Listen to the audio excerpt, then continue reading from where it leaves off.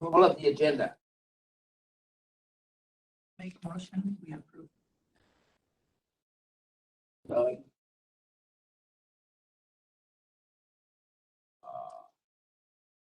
Do you see any changes? Should we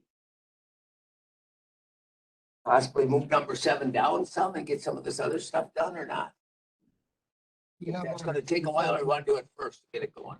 All right, never mind. All those in favor say aye. Aye. Approval of the minutes from the 15th.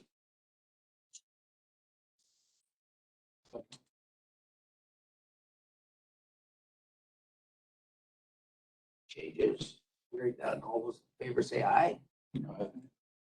Opposed to say. Public comment, do we have anybody? Public comment upstairs or anything? Public comment in the East Conference Room? I was up there, didn't see.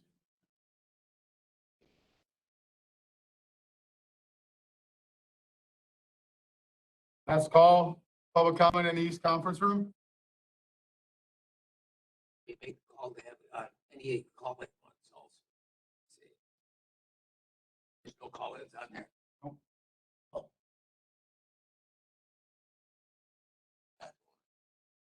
All right. For 5, if that comes up. 5. 6. Supervisor, do you want to wait to talk?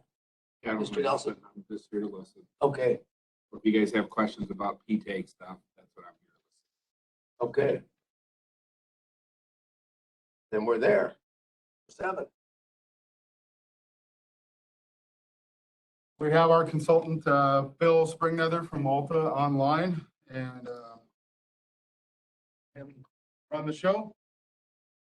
If you'd like, Bill, are you ready? Hello. Yep, I'm here. All right. Well, thank you all and good morning. I believe I've met most of you at one point or another. So we've been going through this process and Tim, can you let me share my screen?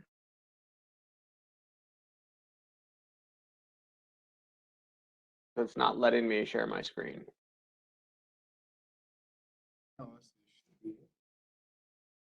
So we've been going through this process with you and the P-TAG as well as stakeholder groups to identify a set of projects that the county can move forward with for improving the recreational trail access throughout the county. And today I wanted to present to you kind of the initial findings that the P-TAG has developed for the proposal for funding. And okay, I should be able to share my screen here.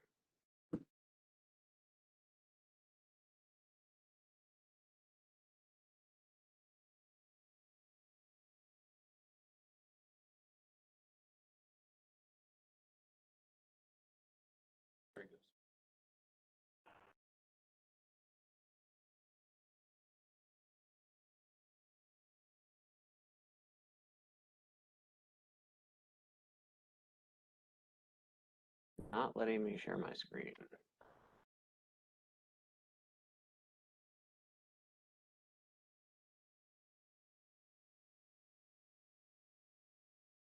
This screen up there, isn't it? Yep.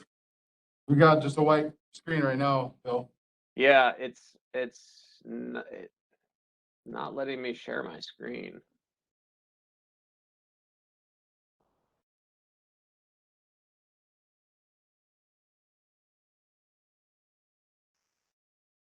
Letting me share a whiteboard, but that's not what I wanted.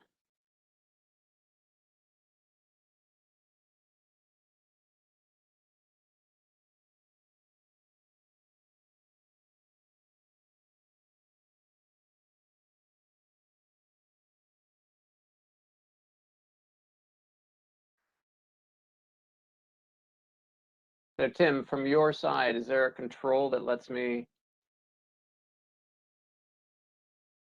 share my screen as opposed to a white background. We're working on it. There you go. So while we're working on that, I just want to check, have all of you had an opportunity to read through the project lists that were provided to you? Yes, I've read it. I guess I'm one of them. Anybody else? Great, thank you. Yeah, because that's really going to be the basis for our discussion today. And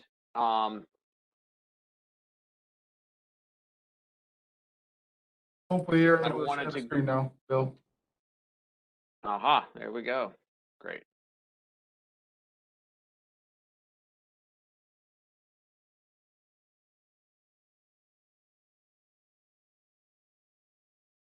Right. So, I wanted to give you a quick background on the project as well, and kind of our decision-making process. So, as you all are aware, we went through the web mapping tool and the online survey to gather public information. And this is kind of a snapshot of some of the information that we heard. This map here shows all the trails within the county that are part of the county-wide system. And the colored dots are color-coded to represent the user group that was being represented by that comment. But you can see here kind of where they clustered. There's a number of comments here around Straight Lake, and another cluster of comments up here in the northeast around the Ice Age Trail, but also around Mackey Lake and McKinsey Creek Wildlife Area, the Lorain County Forest Block. A lot of comments down here around St. Croix Falls. And you can see in this table kind of the number of comments. This is from the web map by location, and then also by the focus area. So, you know, by far the largest number of comments were from people who use foot trails, and you can see kind of how the comments broke out that way. In our public survey, we found there was certainly a trend in the way people were feeling. The question that was asked: as a pedestrian, hiking, snowshoeing trail user, which of the following do you consider the highest priority issues? And those people who responded, which were over 1,000, said that conflicts between trail users was the highest priority issue, and lack of adequate trails was the second. For ATV users, again, you see lack of adequate trails being highly ranked. Poor connections, limited access from towns, and conflicts between trail users were also highly ranked. Again, for cycling, lack of adequate trails and conflicts between trail users were the two highest ranked priorities. And you see the same thing for cross-country skiing. Snowmobiling, poor connections between trails and conflicts between trail users were high, but they didn't kind of meet the 30% threshold that this red line represents. Limited access from villages was the highest ranking priority for snowmobile users. And again, for equestrian users, lack of adequate trails and conflicts between users were the highest priority. So when we went into our evaluation, the first step we took was to create this matrix, or this tool, to look at all of the projects that were being proposed by the public and the PTAG, to begin to create some sort of framework for evaluation. And, you know, we know that none of these are or we knew that, you know, there is some subjectivity involved in the ranking, and that the projects that rose to the top wouldn't necessarily be in the exact order, but we could start to see some differentiation between the projects were of higher priority and the ones that were of lower priority. And that came about through two scores. One is the total score, which ranked, the total score, which summed all of the raw scores for each criteria for each project. And the other is the weighted score, which,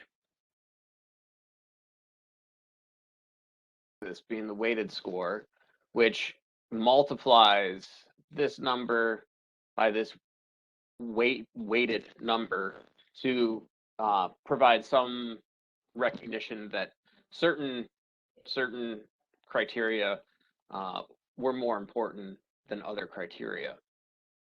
But for the most part, you see that the total score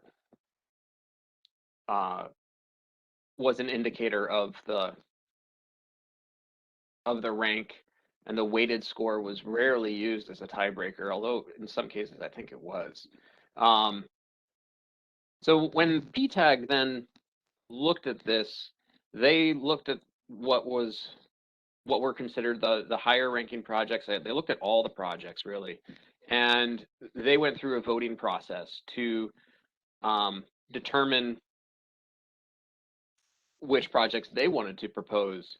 And for the most part, the PTAG's recommendations were pretty strongly in line with what the evaluation matrix came up with. The ATV project, the recommendation was the Sterling expansion. It was the highest ranked project through both scoring mechanisms. Snowmobiling, Woodley Dam Trailhead was the highest ranked under the evaluation matrix, but then it was tied for second by the PTAG scoring. However, the ownership of that parcel compared to the ownership of some of the other the ownership issues involved in some of the other higher ranked projects kind of makes that project float to the top as a highly ranked or highly recommended project. For the hiking and the foot trail user group, improving access and linking county-owned lands at D.D. Kennedy and Algren was the highest ranked for both criteria.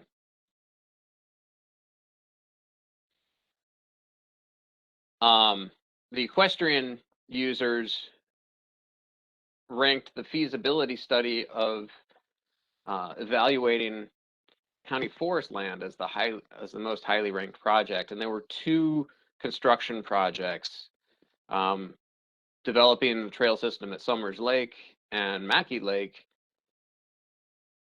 as well as improving the camping facilities at Governor Knowles. Both of those were very similarly ranked in both the evaluation criteria and by the PTAG. So that's going to be a place where we come back to you asking for more input, certainly. And then for the cycling user group, the highest ranked project is the feasibility study, looking at county-owned lands for improving mountain bike access to them. So you'll start to see a theme here where there are some projects that overlap user groups, and a lot of those involve additional feasibility study work. We'll get into that discussion as well. Many of the highly ranked construction projects for the bicycling user group were very closely ranked.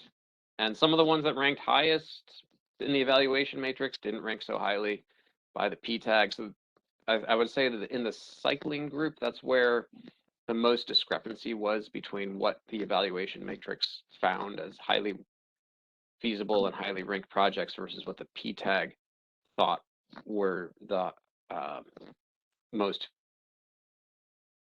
highly recommended projects. However, enhancing the Gandy Dancer Trailhead at St. Croix Falls at the Visitor Center rose to the top in both ranking tools, and also because of the partnership with the landowner, which is the city, and the desire to have a very recognizable hub for people to gravitate towards and begin a bike ride or a visit to your county. It makes sense from multiple user groups to perhaps make that investment. And then the cross-country skiing group, the most highly ranked project under both scoring tools, was to improve the skiing facilities on county lands near Balsam Branch. So that would be D.D. Kennedy and again Algren, make that connection better and improve those facilities to build off of what Balsam Branch already has. So there were 3 countywide studies or feasibility projects that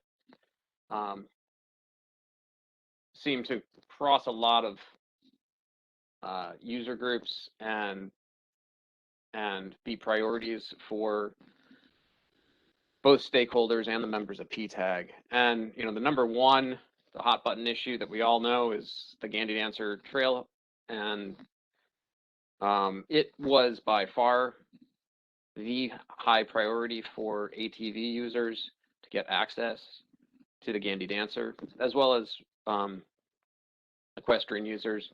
It's also very clear that the current non-motorized users would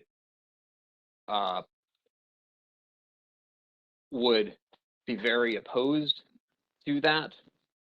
And so what we're recommending is that there's a complete feasibility study that looks at connecting St. Croix Falls to the Burnett County line, possibly on the Gandy Dancer Trail or within the existing right-of-way or outside the right-of-way but off-road, and looking at a bunch of different options for making that connection.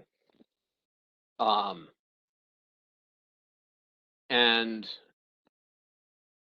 that's obviously a long-term plan, but we feel that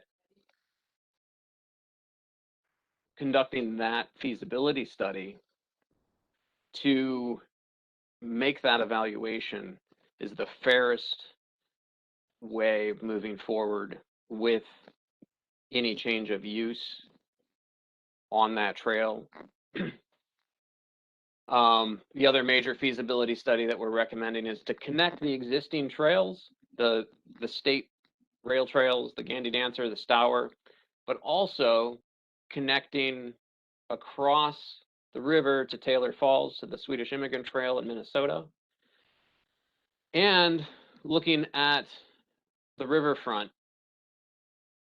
and all the public lands, whether they're state-owned or county-owned or town-owned or federally owned, and seeing what can happen to create a pretty robust non-motorized hiking and cycling multi-use trail system connecting Escuela and St. Croix Falls and Taylor Falls. I'm sorry, Osceola. I don't know why I said Escuela. And connecting the existing trails and really maximizing the resource that riverfront could be. One of the major values that was stated by by non-motorized users is to have accessible trails. Accessible meaning places where people can push a stroller, or places where people whom are mobility impaired feel safe walking. They're not rutted and rooty. And creating that system along the riverfront connecting to the existing trails would be an incredible amenity for economic development within the county. And then the last feasibility study, and you saw this rise to the top in several of the groups, is looking at the 17,000 acres of county forest to determine which parcels could be used for recreational development and how that recreational development would happen. So, I mean, focusing solely on those parcels of land and really maximizing what that resource is. So at this point, we could go through each of the user groups and the potential projects line by line if you wish, or if you have any questions about what we've done so far, please speak up. I have a couple. When you did some of these on your weighted score, did anything have to do where it was multi-use, more than one user group? Or say if 4 or 5 user groups are on there, that was weighted higher or not? Yes, it was. So Is that one of the things? More users? Okay. well, it was kind of, it was not that. Yes, it's in there, but it was written differently. It's recreational impact. Does the project meet or improve recreational needs of multiple users? So if it was, one user, they got a 1. If it was 2 users, it got a 2 or more. If it was 3 or more, it got a 3. And then community compatibility does this improvement detract from other users' enjoyment of that facility? If it got a 1. If it detracted from 2 or more users, it got a 2. If it detracted from 1 user, and it got a 3 if it did not detract from any other existing users. And then when we got to kind of the next phase of evaluation, when we were discussing it with PTAG, let's see, how do I erase that? Eraser button.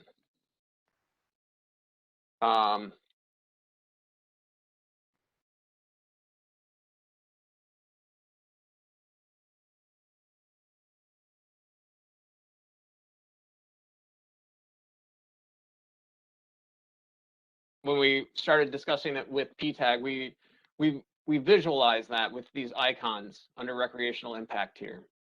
And so you can see where the impact would be for multiple user groups. You can see there's multiple icons in place. So we looked at it from those 2 different methods. Do you have a question? Yeah, so feasibility study on, well, either the Gandy or the county. We spend a bunch of money doing a feasibility study, what's it gonna tell us? Because the trail is still gonna be there. Motorized people are gonna be on one side, the silent sports people are gonna be on the other side. And what's the feasibility study gonna tell us at the end? The recommended feasibility study is not, so the reason we came up with that solution was that there were a number of proposals from the public, from the PTAG, from the stakeholders for creating that connection between St. Croix Falls and the Burnett County line. And that was really kind of the priority, the value that was driving the discussion of the Gandy for the ATV users was creating that connection and linking all the villages and towns in between St. Croix Falls and the Burnett County line that are on the Gandy Dancer. And that can happen possibly on the existing trail. It could happen perhaps within the right of way on an adjacent trail.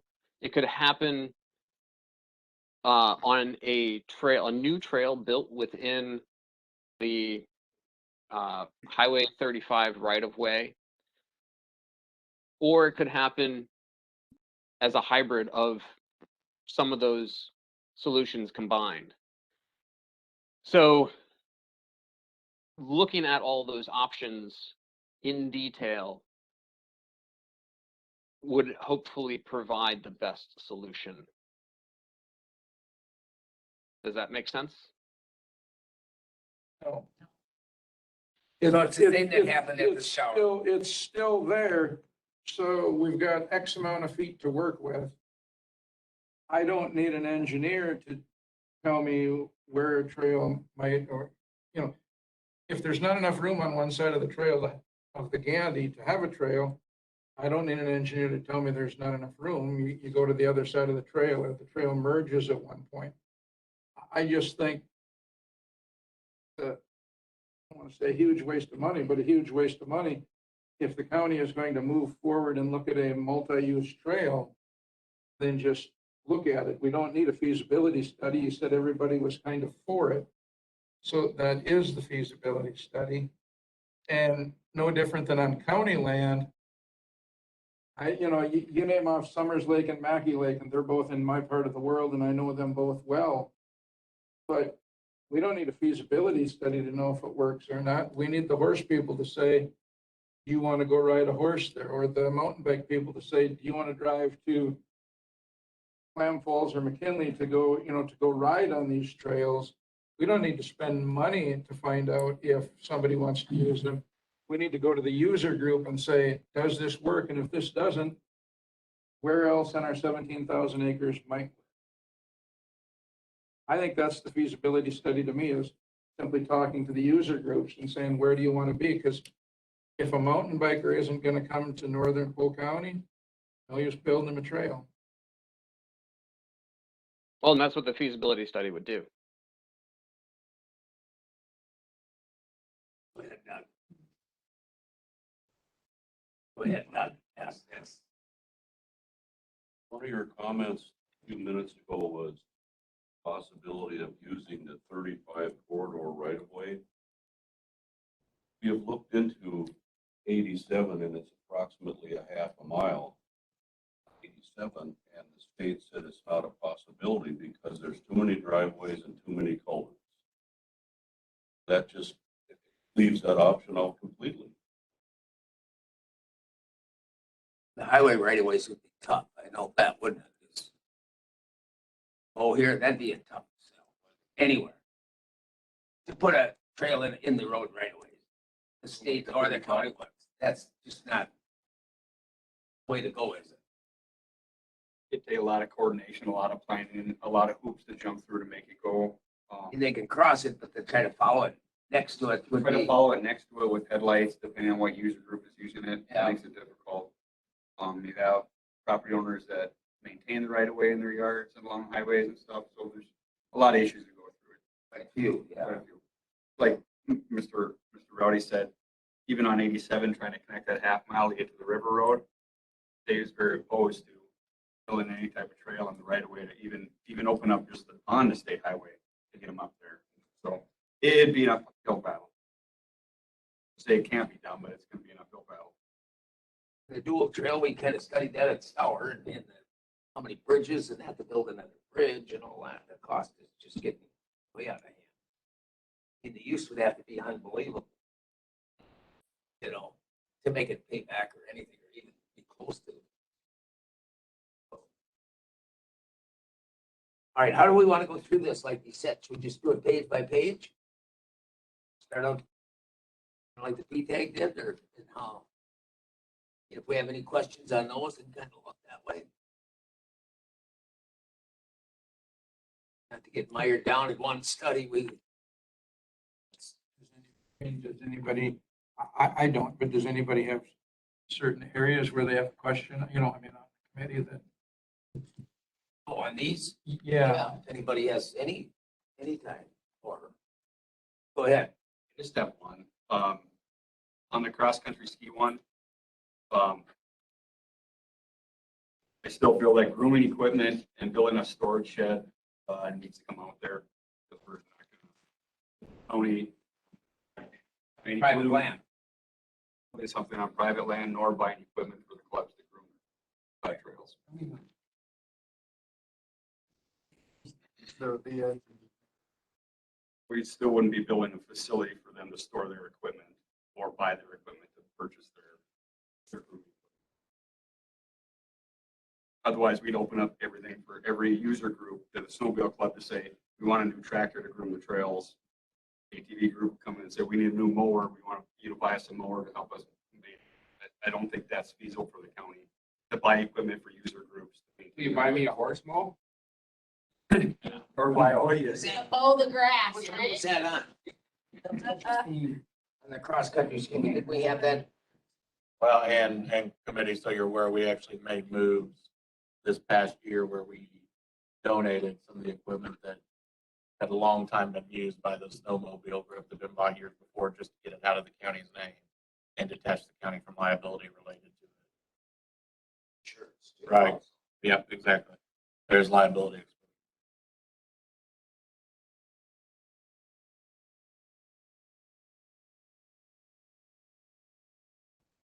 So that, I would agree with Mo 100%. I think that's what P-TAG came up with too, when, during their meeting, that would be something they shouldn't do.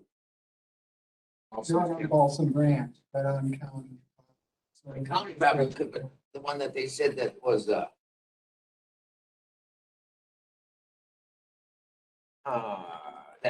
Balsam Branch, yeah, that warming hut facility and something, that storage stuff, that was on private property. That was on this. Right, so the recommendation for cross-country skiing is to improve the skiing facilities on the county parcels, create a system that links to the Balsam Branch, but not actually provide Balsam Branch directly with any assistance. It would be improving county trails on county lands. To get to it. Yep.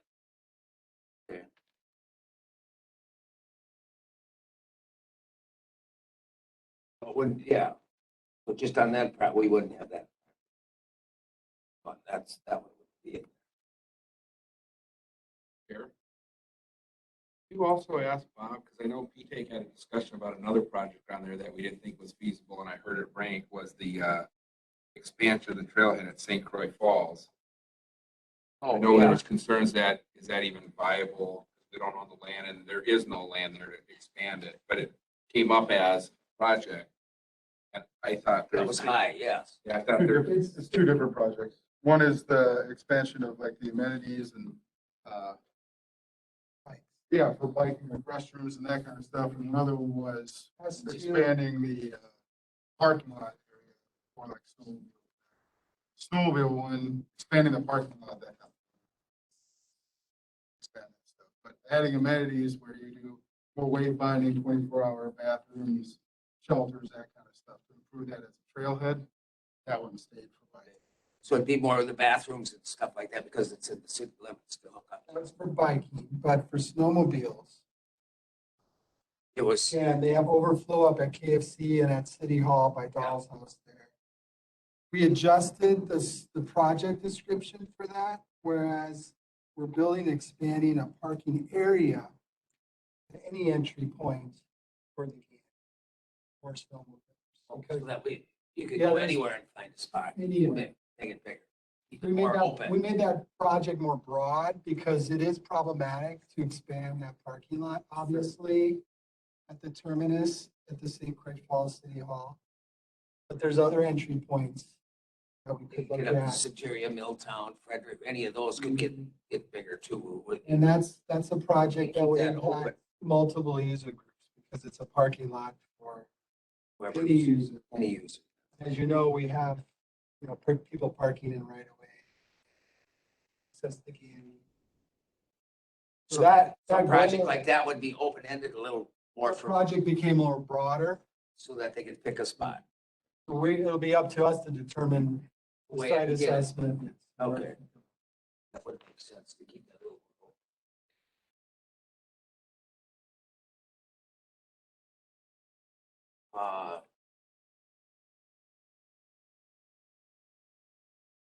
And you can see in the evaluation that was done both through the matrix, the the recommended project, Woodley Dam, scored a 33.6, and the project you're referring to is creating better access to the Gandy Dancer for snowmobiles, which is the third project listed there, scored a 31.5. So they're very closely ranked. You know, they both would fall in the kind of the upper echelon. And then the PTAG ranked them both as an 8. So, you know, if you as the Environmental Services Committee would choose to recommend improving parking elsewhere along the Gandy rather than constructing the Woodley Dam trailhead as the short-term effort, it certainly is. It would be supported by the findings of both PTAG and the evaluation matrix. So that, you know, you should feel free to suggest that change if you want to. But that one we could put it towards all parking. We could put it towards all parking and then determine which one needs it, upgrades anywhere. Right, that Because the works, Sterling, we got the Equestrian up at Knowles, that has to be expanded. I mean, there's a bunch of parking spots that could be expanded. Depending on use, if it's getting used enough.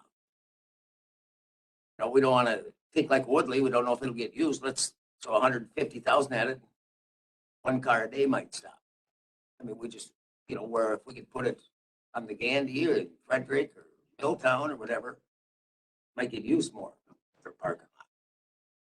Or at the Sterling Loop or something. Make to build a parking lot that nobody uses. You know, I'm just thinking that way, that would leave it a little more open, but because I think the snowmobile one, I think that could be used even now. I don't know why it cost 150 to do the Woodley one when it's been a parking lot for 100 years. So I think something like that, they get cleaned up and have that ATV and snowmobile and stuff already. Yeah, I think that becomes a problem. And like you say, I mean, it's $100,000 to create a parking lot that's a parking. Yeah. You know, I We don't mean, know if it's gonna get used. maybe, Yeah. you know, maybe, I'm not saying it doesn't need some gravel, this, that, and the other thing, but it doesn't need 4 inches of blacktop on it to park my vehicle. Yeah, and then to see how much use it gets, and then you start upgrading things. I think we have to start a little bit smaller. So if we do get a lot of use in one certain area, say the Sterling Group, then we would put bathrooms in, make sure we have water, the electricity or something. They need it. But we don't want to build it and hope they come. You might be sitting on it forever and watch it rot away. You know, and just And I think that's maintain why, it forever. the user groups, back to, you know, Mackey and Summers, you want to make sure that the people who you're building the trail for actually want to come. Yeah. You know, They want to I mean, if a fat-tailed biker doesn't want to come to northern Polk County, there's no use building him a trail. You know, let's not spend the money and build a trail. Yeah. Let's ask those people, you want to go to northern Polk? They might want to stay in St. Croix Falls. There's all kinds of possibilities there if they do, but if they're not coming. So keep us, And just on that note, if you don't mind, yep, if yep. you look at that project, it is develop an equestrian trail system on county properties. Mackey Lake and Summers Lake are just an example. Okay. So obviously we'd reach out to those user groups to find the best location. That is the project description, is finding another recreational opportunity for our equestrian. Okay. So Don't get confused or bogged down with Mackey and Summers. It's just one example. And you all know, one of our constraints is we have limited public space. 17,000 acres to some people think that's a lot. For some, it's not. So our challenge is to find that other recreation opportunity for the. Those are 2 examples. So for now, this is where we're at. I mean, there's still additional planning to do, but this is where we're at in terms of the process. And again, we've laid it out, this framework. There's a lot of variables to consider. I mean, you have very important variable, is it county owned and managed? If it is, then it's easier to implement than with dealing with private property, right? We have P-tax The score. DNR lands. The other variable is the P-tax score. Now, you know, we didn't have full attendance, by the way. I'm not trying to bring that down, but that's just one of the many variables. We lacked a equestrian representative as well as a snowmobile. Just to make that mindful of you all. The weighted score, that was weighted by staff as well as Alta's planning. So there's some value there. But again, you got to put it all together. The the project descriptions, they're as broad as they can be. Alta's not done working with us. Okay. We just need some direction on what to give Alta to continue working with. Because there's additional planning yet to do, particularly on the high priority. Another piece, like you brought up, Kim, the recreational impact. Again, those icons represent other user groups in which that project's compatible with. Okay. So I'm bringing all this up because if you're going to recommend and forward any projects on, you need to really think about the high impacts.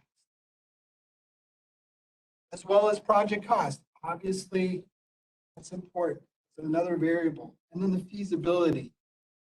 If it's low, that means it's going to be tough to implement. If it's high, it's easier to implement. So you have to keep all those in mind when making your decision making. I'm just encouraging you to think big picture, high impact, and it's helping with your.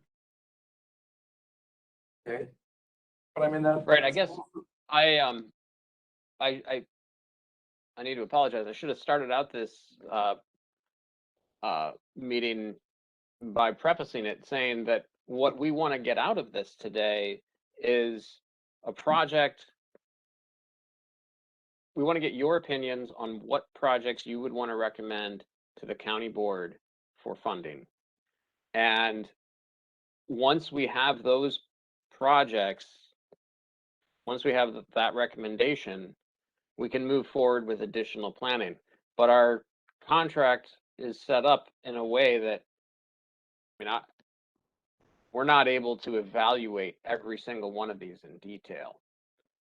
There's far too many of them in the time that we have and for the funds that we have. So we're looking to get your opinions, ideally consensus, on whether the process that has created these recommended projects to date should continue to recommend the projects that are kind of in dark green, or do you want to change them?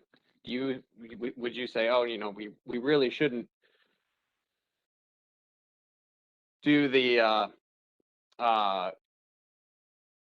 equestrian trails at Governor Knowles or the improvements at Governor Knowles? Let's really concentrate on opening up another area of county forest. So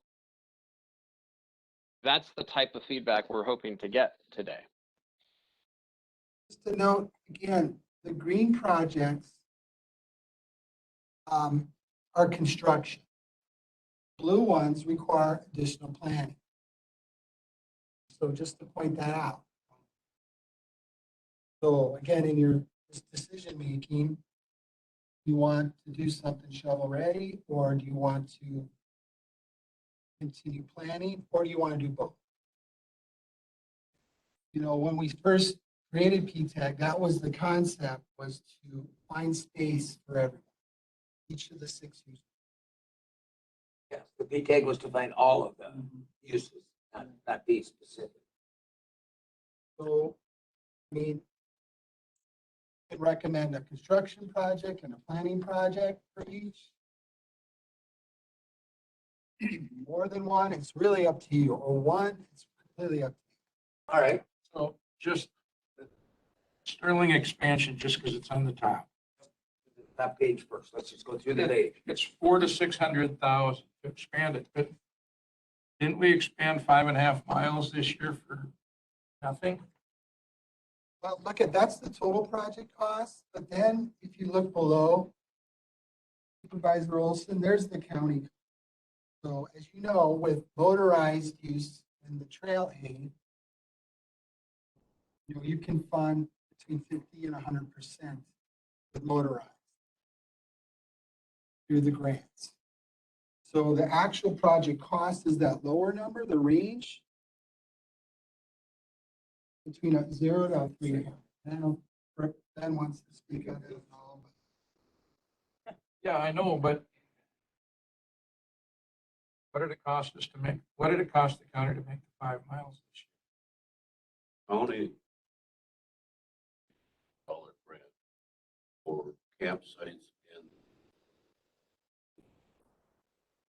that money will already fixed the parking lot.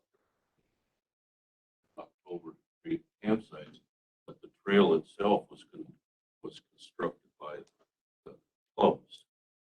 And a lot of it's on forest road. So there isn't anything that has to be done there but signage. Right, but I mean, that's my point. We got a $300,000 bill here, and yet we've built 1/4 of the mile of the trail for Probably a third. probably the signs. I mean, the cost of signs. I mean, I realize everything costs a lot. I look at these numbers. That would drop down to the blue. I want the job. No, but I mean, So also, a lot of these estimates are assuming that they would be contractor constructed. So if they're being built by volunteers, or if they're being funded through the state motorized trail funding system, that's what Bob was saying, the cost comes down considerably. we should go down to this blue, the fourth one. In the first light blue. That might be something we should have the study to get, and that would do more groups too, to use those roads. But we know where they are, even though it says Clam Falls, Indian, whatever, but it's designed through, forest. Says difficult to implement too. So you're gonna pay to study it, then it's gonna be difficult No, to it- implement it. No, I want to do it for the roads, for the forest land roads. Well, they Right, have so the the- logging roads to use, is what I'm looking at that part. Which one you looking at, Kim? Because you That said first light first blue light on the blue. First light blue one. Yeah. want to do the top thing. Starts with there. Yeah. I just want to do the forest roads and stuff, which was on a more than one study group. I mean, more than one group did Oh, the you want to forest. take the first line and. Yeah, not that. Oh, okay, Yeah, okay. I'm kind of not, not the other stuff. So with that One particular study for that project, the reason it forest was land. determined to be difficult to implement is all of the wetlands up in that area. So if you're only sticking to existing forest roads, it's not as difficult. So that would have been the third study that you had on the first slide. When you had the three Yes. studies, you had the Gandy Dancer Trail Yes. Connections, County Land. And yep, County Land one kind of covered just about every user group. right. They open up them roads and stuff. Is that, County forest. the County feasibility forest. Study, yeah, right. We have that in nearly all the user it's groups every group. for the county forest. Yeah. Okay.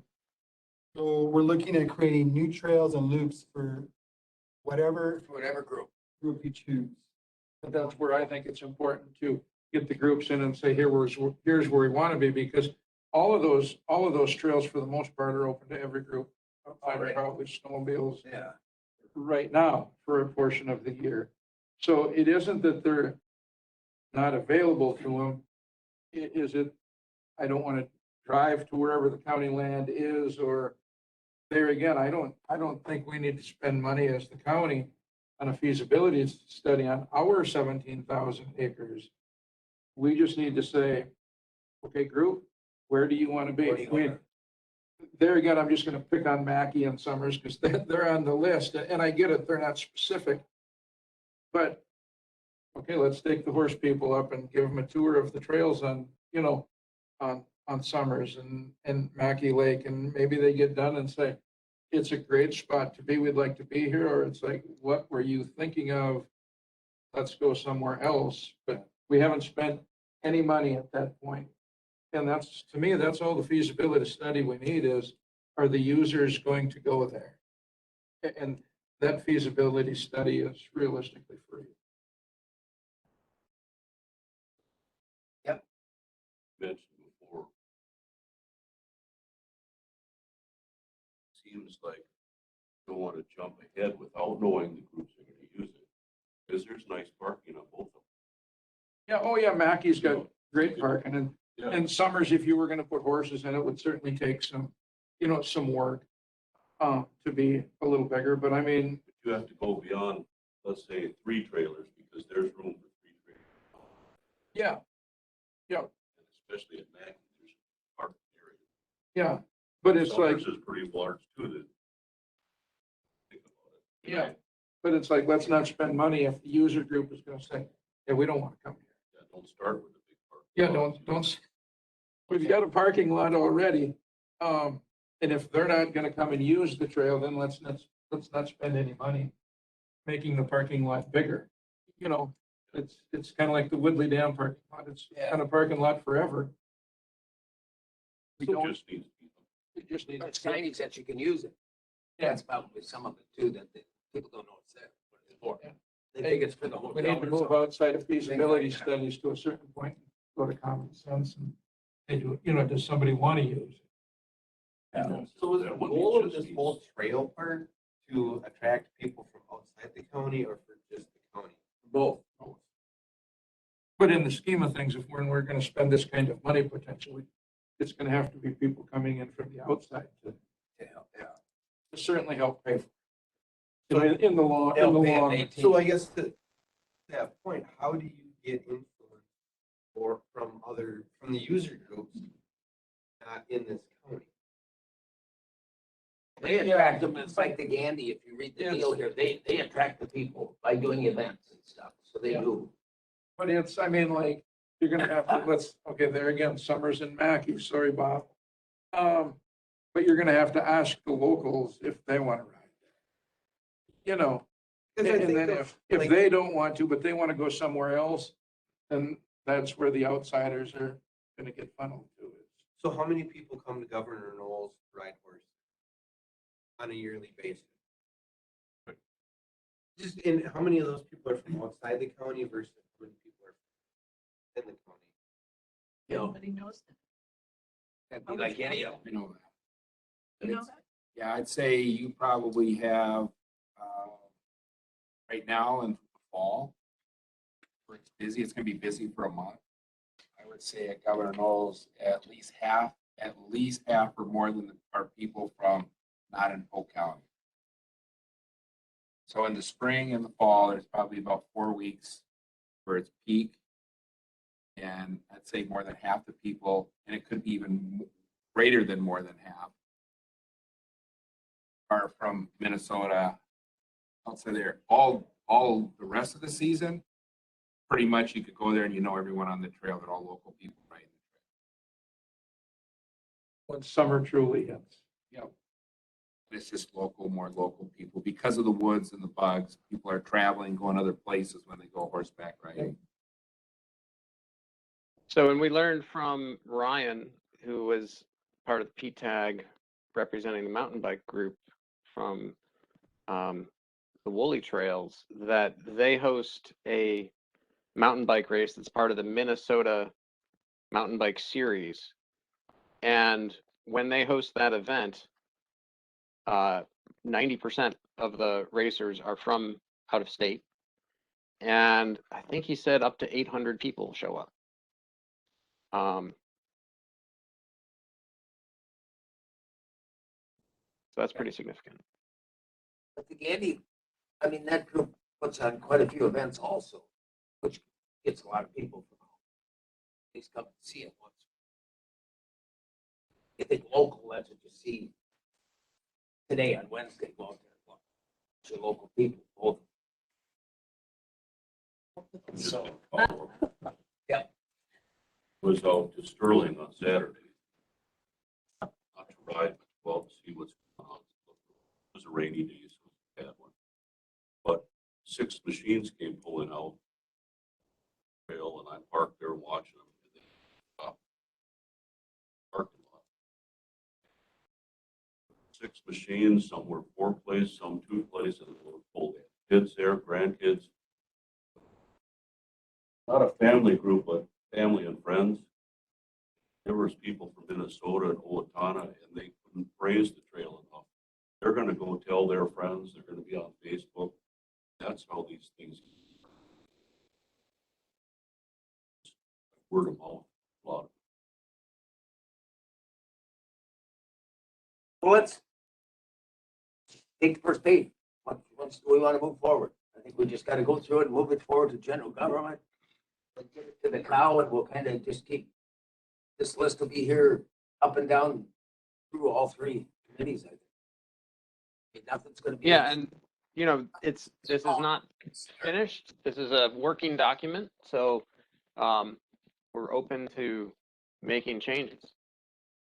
I would say regardless of if it's any one of the color coding, the more that it affects, if it's, you know, going right to work or studying it, or the more it affects, the more users it affects, the bigger bang for the buck. Yep. You know, and I think at least from the start, we need to be after the biggest bang for the buck. So, you know, there again, I would, on the first page, I would say, at least to me, it's pretty easy to look at the feasibility studies for the connection of St. Croix Falls to the Burnett County line. Because there again, every user is on it. It doesn't mean that it happens overnight, but I think it's a spot to start. One, do we want to do 1 or 2 things at least? So this project, the goal is to propose short-term construction-related projects to the county board for funding. That does not exclude long-term planning projects, because those can also begin development. So that's why we've color-coded it the way we have and ranked it the way we have. So you can see kind of what is a highly ranked construction project versus a highly ranked feasibility project, or, you know, sometimes those are actually policy issues. So, I mean, moving forward with, say, the top 2, the Sterling expansion and the connection between Burnett County line and St. Croix Falls, I mean, I think it makes a lot of sense, because the stakeholders, the people who responded to the online comments or the online mapping tool, the people who responded to the survey overwhelmingly mentioned the Gandy dancer if they represented the ATV community. That was really their high priority. So I think, to be fair to those users and to those stakeholders, we have to keep that in the discussion. Just so you're clear, the top UTV project of Sterling expansion includes the route connection plus an intensive use area. We have over in Barron County. Yeah. It includes both of those projects. Yeah, thank you, Tim. for What bringing does that up. intensive use mean? Like a playground, like they're just gonna be riding around. 20 to Like- 40 acre area and then circles. Where you can just whip around You can and just tear tear it up. everything up. There's some up north where 15, 20 acres in a big bowl, and they could still climb and crash. We talked to Barron County and had a pretty good idea on the cost and the scale and features and what they should have done. The popular park off trail between Almena and Plaskin. Most of that, if not all of it, was paid for. They all, but These are more grant funded, anything power, yeah. So that helps that one. So with the motorized. for us, do we do 1 and 2 then and move this one on, the ATV one? What does everybody think? First two, the green and the blue. You can always come back to them. It's gonna go to the general government, then it's gonna go to the, probably should go to the committee of the whole also. They all see this list could be completely flipped and will be on the bottom working on it. Feasibility. There. Well, I don't know. Oh. Yeah, and there again, feasibility apparently means something different to me I'm with you, Brad. than others. I mean, Study for a study. I'm not into It's a spending, Study, yeah. you know, that, you know, 60 to 80,000 for a study. Because I don't think that's what it takes, but I mean, the Sterling, I think it's fine moving it ahead because it's already moving ahead. If we move it ahead or not, it's already 1/4 done. And, Help it, yeah. and ready to do another 1/4 or half, or however far they get, you know, a year from now. So I mean, I think moving that one forward is just where we already are. Well, it includes the intensive part too. Yeah. Yeah. So that one we should, okay, is that the one we want to move forward on this page? Yeah. Okay, so that one would be first. Do we want to do the study or do we want to do parking lots? Do we want, you know, which, the parking lot should be every group, too. Any of the parking lots. That might come up on every one of We these. can't circle everything on every page, No, you know. you want to just pick the one thing? To me, if it's the first two, I'm fine. It's a spot to start with. Okay. No. What do you think we should move forward? Two things or one? As many as you'd like. One piece about the feasibility study, and we'll ask Bill what that looks like. But the extra value that provides, if we do change the usage on the Gandy, it would be very helpful to have that study. I'm just sharing that with you because of the Stour experience. You all recall that experience, right? It's restart to do that. We had a feasibility study that identified the best option to add or, you know, combine uses that would support the master plan. So is it fair to ask what a feasibility study costs of this, for this type of thing? 60 to 80 It's on thousand. there, Tracy. Oh, really? I It's can't read the actually- small print. It's small. Good, I had the same problem. Yes, but it's there.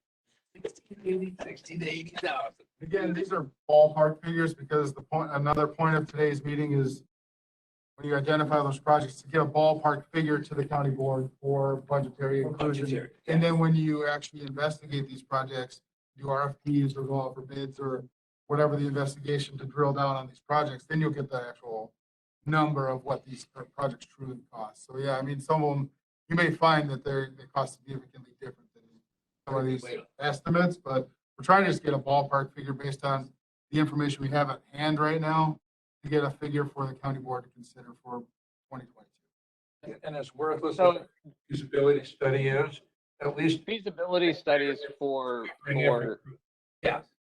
That's what I'm You thinking. know, And it's on if every it is a page feasibility almost. study, it's getting split up amongst everybody. Yep. Yeah. right. So feasibility studies for multi-use trails that are non-motorized, which is what I have my most experience with. For a 20-mile trail that doesn't have a lot of user conflict anticipated, where it's basically just walkers and cyclists. And you're looking at a handful of different routes. You have some property ownership issues. You're looking at trailhead locations and access points. Those usually cost between, I mean, again, it depends on the context, but anywhere from about 50 to 100,000. And that's without all of the user conflict. So when you overlay that and you're looking at a handful of different potential routes, talking to DOT, talking to all the different user groups, talking to private landowners who are adjacent. That's what drives the cost up. Now, the more that can be done by either the client or a active stakeholder committee who can have those conversations with landowners and that sort of thing, that cost can start to come down quite significantly. We can put that on our PTAG a little bit. If they want that. That would be part of their job. Each user group can go out, see what the people think of each trail. And I think that's important. I mean, I think Yeah. it's the user groups, whoever they are, that have to, they do the legwork and then say, come back to the county and say, okay, we've got easements here and here's our trail. And I think that's when the county steps in financially. I don't think it's the county's job to go out and knock on my door and say, hey, Brad, can we have an easement across your property? I think it needs to be done. If you go back 60 years, it needs to be done like the snowmobilers done it by going out knocking on doors and that should be up to whoever the group is to find that. And then I think that's when we step in on the financial end of things. Well, that would, like you said, cut the study price probably in half if you can Right. get that. Yeah. So. All right, so on the first page, First two. the first two, 1 and 2. Okay. Consensus, we want to do 1 and 2, move ahead on the ATV one. Okay. Pretty good. All right. Next page, Snowmobile Project. So it sounds like the Woodley Dam is not something that you all are very excited about. Yes, we That's on are. the second page. That's the next page for us. So Right. that's in dark green. I think the signage, I just think the cost is what scared us. I think we gotta look at that a little tougher. But that should be for, There again, that's county more land. user- I don't think, That's county land. I don't think we need a study to decide if we're gonna spread some gravel on it. We need to look at the parking lot and say, it needs gravel. Yep. And put some on it. I think signage is right there because nobody knows, they think it's part of the motel yet. I think. Oh, yeah, absolutely. And there's what's doesn't catch. It's, yeah. Anybody parking. Well, that's it, yeah. Yeah, I think, there again, I think that can move forward. It just doesn't need to move forward with $100,000 to $250,000 price tag. So when we looked at that, one of the issues that came up was security because of the neighbors.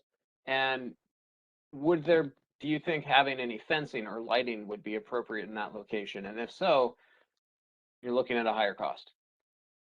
Part of the design for the Woodley Trailhead, it's parking lot is just part of it. Yeah. So a trailhead includes lights, signage, parking lot, gates or fences. I think we start There's a small. lot of different See if things. it gets used. A few signs and some gravel to get people in there, and then they know it. All of a sudden, we don't have room to park them. Oh, then we go, oh, gosh, we better keep going.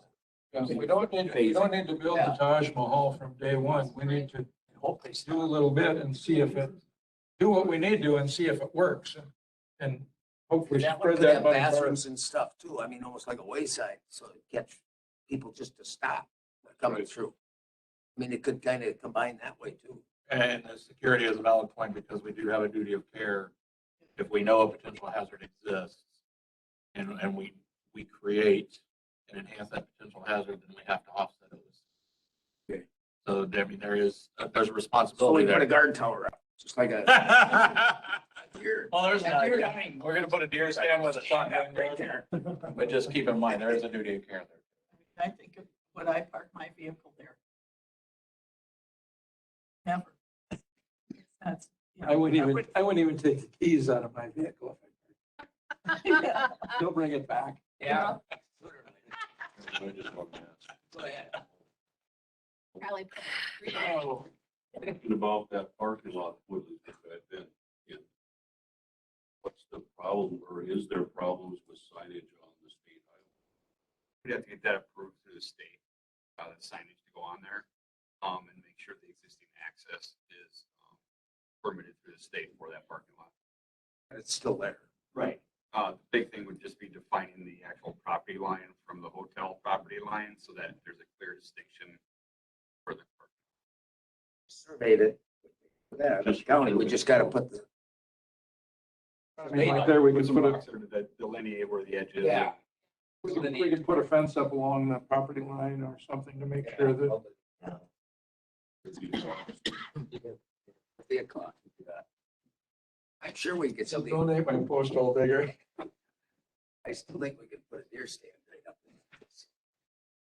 All right, so on that page, number 1, that dark green, start with that one, that now. On the, Yep.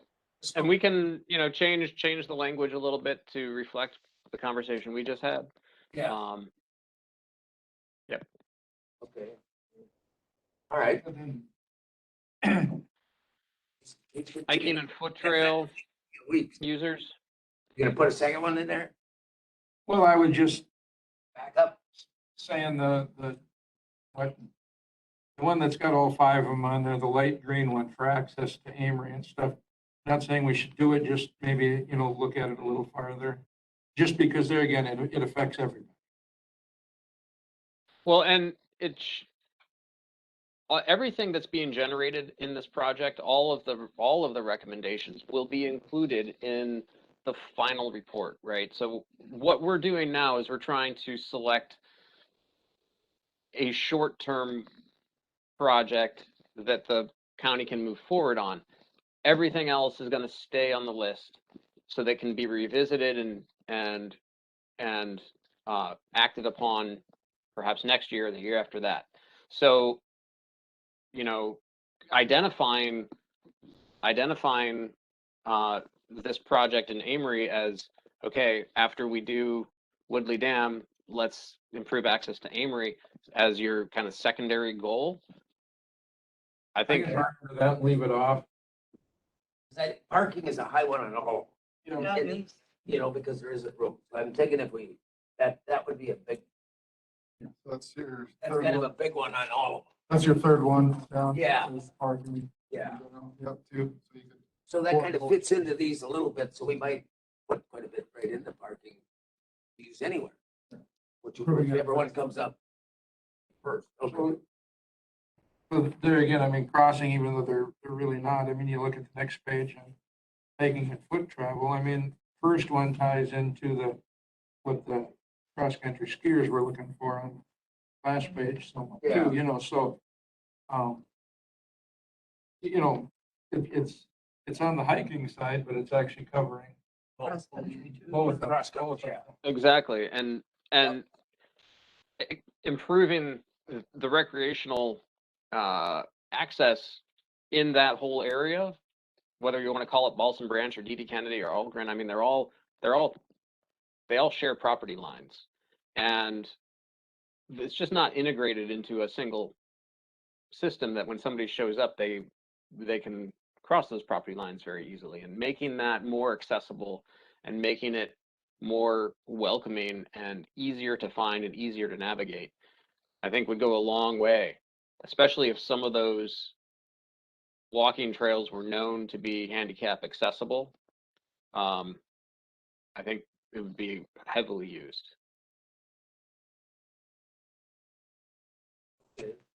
Well, the dark green would be the first one on that page. Yeah.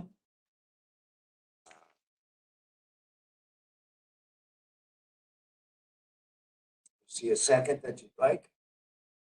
Second study would be a tough one. One PTAG doesn't feel there's a high value there right now. Which one? On the dark blue one. They've got 0 for a score. Yeah, PTAG. Well, part of that was there were 3 projects that were combined into this, and so we were looking at a project that would connect the Stour to the Gandy Dancer, and we were also looking at connecting the Swedish Immigrant Trail to the Stour and the Gandy Dancer. And we were talking about connecting Osceola to St. Croix Falls. And all of that was as separate pieces. They were each considered important. When I started writing this for you, I realized that it can all just be rolled into one big project, because you're looking at really a big economic development driver, where you're connecting all those communities and all those facilities, and trying to break it down, I think made it more complex. And I think before we went down that road, I'll say we would want to know that we had buy-in from Osceola, St. Croix Falls, Chisago County, And I know Chisago County is already working on getting the Swedish Immigrant Trail extended to go down into the interstate park. So that's already in progress. They're working on that. So that's On their side. on their side. Yeah. On the Minnesota side, Yeah. Get it to connect to their. but there again, I think wrapping all of that in, we need buy-in from everybody, and then it becomes more than just a county project. It Yeah. becomes, a bigger Well, project. County and right? more- And I mean, if you read the description, it says that there would be coordination and buy-in, obviously, from the National Park Service, the Wisconsin State Parks, Minnesota, Chisago County, Wisconsin DOT, and all the communities that would be affected. So, I mean, it's a significant piece of coordination. I think there again, it isn't like it's leaving the list. No. It's still there, and maybe over the next year or two, some of these reach out to us and say, are you interested in joining with us to do, These, those aren't gonna be short term. No, that isn't. These aren't very short term. Just a point of clarification too, the second light green are versions of this matrix that crossed up a little bit. That's supposed to be just adding modern restroom facilities along the Gandy Dancer. It's not specific to Milltown. We just talked about where it's most appropriate to add those facilities to improve that access, improve the ability to use the trail and have those features somewhere along the trail that's most important. That, no, I agree with that. I walk the Gandy a lot, and it's a long ways, way between. And the second thing is there's no place to sit on the Gandy. It's nice after you walk a Place few to miles. sit. Yeah, you gotta sit once The in a whole while. world is, the whole world is a spot to sit, Sharon. It's getting up that gets harder. You're looking at Those nice benches that you have, but we need some more. chairs, do we space them out for you there? You see them along the rough free, we'll just start picking them up and setting them along the Gandy. All them- Better explore dump day. All the people get around there. There's sofas there. No But place I'm to like- sit. And the other thing with the Gandy, Where's the closest bathrooms? How far apart are they on the Gandy? Ontario. Town to town, I would Town imagine. to town? Then you're just going in to Main Streets and using. Milltown doesn't have one out on that? no, there's nothing built on. Nothing anywhere else. No. There's a little kiosk there. The tree. And the other thing is Yeah. signage, like it's nice when you're like, okay, how many more miles to Milltown? There aren't signs that say a lot, on that trail. Hit your Onyx button and it says you're right here, 1.23 miles. There. They printed off the maps, but I would be okay with circling that one and saying that, to send it down the road a little farther and see what happens. Yeah, and we could even change the language on that to include of more than just restroom facility, but we could say that just pedestrian amenities, including some benches, some improved wayfinding, and restrooms are all part of that package if you want. Porta potties, yeah. We can, I think so, but let's add that one, that would be better than the dark blue one that's gonna be like a 5 or 6 year study. Yeah. I think that's gonna get drug out. H1 and Okay. H. Yeah, Yeah. I'm looking at H4 maybe I agree. for the second. I think if you put too many signs out, you gotta maintain every sign. post. Oh, and I don't need a lot of signs, but, the signage is real sparse. It's an Ice Age trail. Yeah, I see. So that's why. Yeah. We have to. Go into the next Okay, so township, we have- and do a bear in the tree. It's however far it is. Yeah. You gotta keep We going. gotta keep going. All right, so we have two recommendations then, H1 and H4. All right, next page, equestrian project. None. Next page. I'll lead the road, Brad.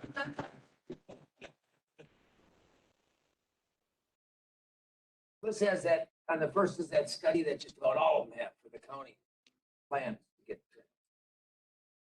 Which we think the study is, take some people, drive around on the road, see where you can get, see if they're gonna go there. I mean, they already have it up there, don't they, at that one? How far they're Yeah. gonna travel to a different.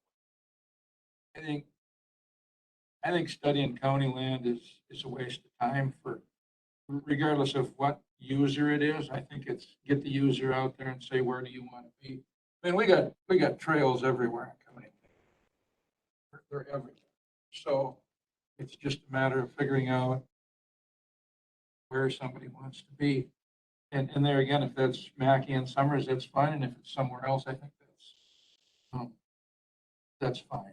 I just don't think, other than, like Doug said earlier, I mean, a parking lot somewhere other than Mackey Lake, let's say. I think that's the expense because the trails are already there. It isn't gonna be go build trails. The trails are there. I mean, maybe a little work will have to be done to extend a trail or something, but nothing.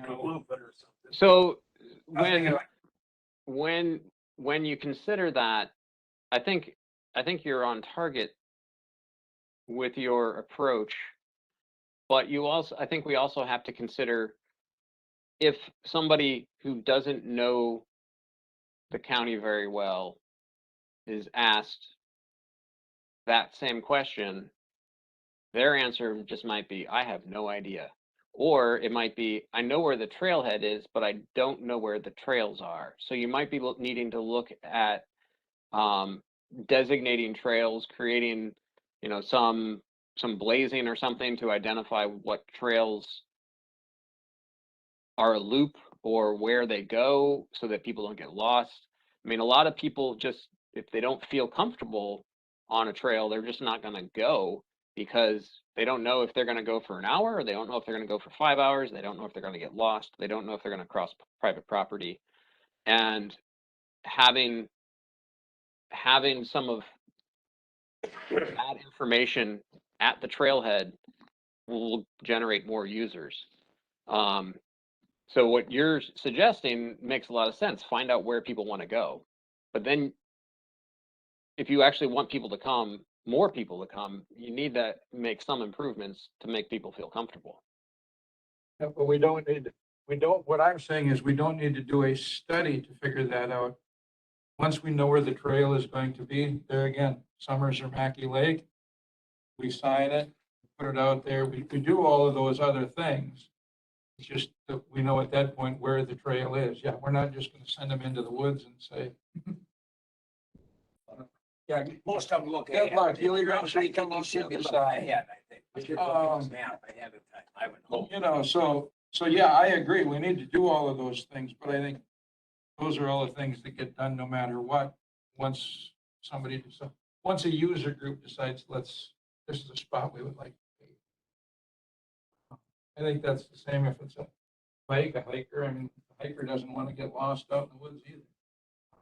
So this process asked those questions to those user groups, and we weren't able to get answers. I mean, it could have been that we didn't ask enough people, we didn't ask the right people. So I agree. We need to ask those user groups, but I think finding the answers might be more difficult than it sounds. But I don't think it's that hard because we put it out there that here's the things we're trying to do. And if the user group doesn't come to the county and say, we're interested, apparently they're not. That would be E6. Read E6 on this line. E6, feasibility study, which would do it. You want equestrian still? I'm on Equestrian. There's no E6. I'm on the wrong page. I'm on the other one. Okay. I'm on the one this is the one that Pete thought would be for E6 on this one. I'm gonna find it over here. So it would be E4 on the ones you guys have. And then the E4 on this one would have been the add to the parking lot at the Sterling one. Which one? Yeah, the E4 just, that's this feasibility study on just. Just what Brandon just said, but No, not what Brad Why don't you said. read it, Kim? Read what you're thinking, Kim. Yeah, okay, E6. It's all the county forest land, okay, ATV loops, all this, because it's got everything marked on this one. So it's actually the blue on this, on ours. So it would be E1. Study. oh, E1, first one. To look, and then they wanted, the Governor Knowles parking lot. I think was on their second. Along with other amenities. So that Along would with other amenities be, up there. that's E2. So that would be the parking and all that, yeah. Right, and attending the deep dive sessions and the public surveys from our equestrian neighbors. That was a supported project. That was at their meeting. I mean, to me, I would say the second and third one, the two dark green ones on this page is, I guess, what I would. I just don't see that the timeline completion is 5 years, because there again, other than a parking lot, trails are for the most part there. So I don't see it's gonna cost 600 to 1,000 to $1 million. And I don't think it would take 5 years to do. I think again, I just live in the middle of nowhere, but if you said Summers Lake is where we want to be, or let's say Mackey Lake, because that's got the bigger parking lot, it'd be open next spring because the trails are there in the parking lot. Just for a point of clarification, both of those projects do include developing campgrounds and more facilities too. I think that's why those timelines get bumped out, and same thing with the costing. Again, they're not exact. All right, so that's- Inflated for your opinion, that's Too fine. many If you amenities. look in the goal statement, which is in the header, that's their vision. So it talks about other amenities, including mounting blocks, hitching posts, water, Occasions, all that. Okay. those amenities. Most people bring their own camping in their trailer. For the most part. Do they not? Pretty self-sufficient. share a picnic table or a light, For a lounge chair. no lounge chairs. We don't need a lounge chair. We don't need a signage that says the trail's another mile long. We're good. Once we head down the trail. You're just gonna get nailed. It just needs a dirt road. Yeah. How many more miles is it to? And we don't need bathrooms. I can see it, I just don't know how far that is. Yeah. So, but there again, I think, I just look at these costs and I think they're very, very inflated for what they need to be, because amenities may come, but to me, on any of this stuff, amenities are down the road. Prove the user group uses it enough. Can I make one comment about that? I went out on the Stour Trail, so I wanted to thank you earlier, the board. We had a group ride on the Stour Trail on Friday. Great day. On horses. On horses, yeah, horses. Zero problems.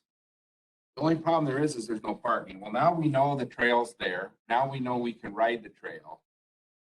The only problem we're gonna have is, and it's a nice trail, so I would recommend absolutely develop a parking lot somewhere in the middle, on the end, whatever. Now you know you're using it, and now I think after a few months or a few weeks of riding it, everyone will be able to evaluate that. Where there's a good example where, yeah, that is, I'm on a horse, now I know Never been on it, but as of Friday, I'd say I'd definitely go back there and ride. But we had 3 trailers and we were all parking on the side of the road. There's no place to park. So if we're gonna want horse people to come, not get the neighborhood cranked up by parking down in front of people's houses. And, you know, there's a good example of start a project and then see where it goes, you know, like your trails you're talking about up by Maggie Lake.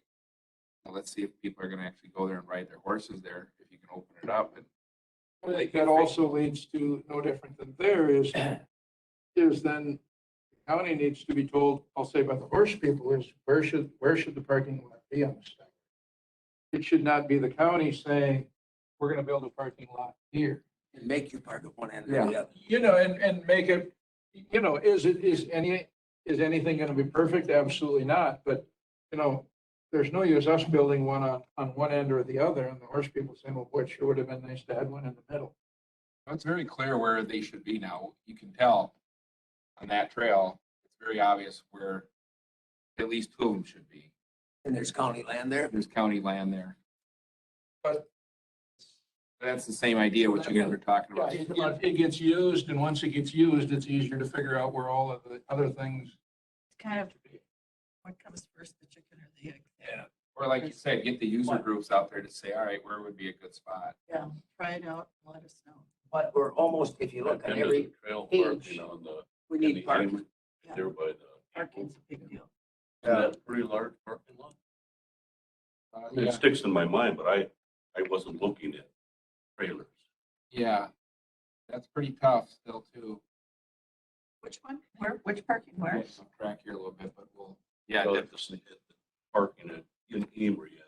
See, I don't think though, like on the Stour Trail though, I think your major use now that I've been on it is gonna come right from the middle. Wanderers is like the center hub. You got a bar there. You got a community that wants you there. Then at Nye, you got the store down there. You've got a couple of good opportunities.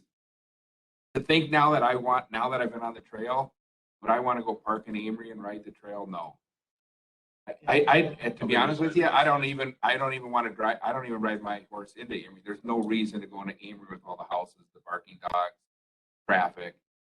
You're gonna see very little equestrian use on the Stour Trail in the city of Amory. It's just, it was planned that way to do it all, but now hindsight, I see no value of having that trail in Amory. Get that your trailers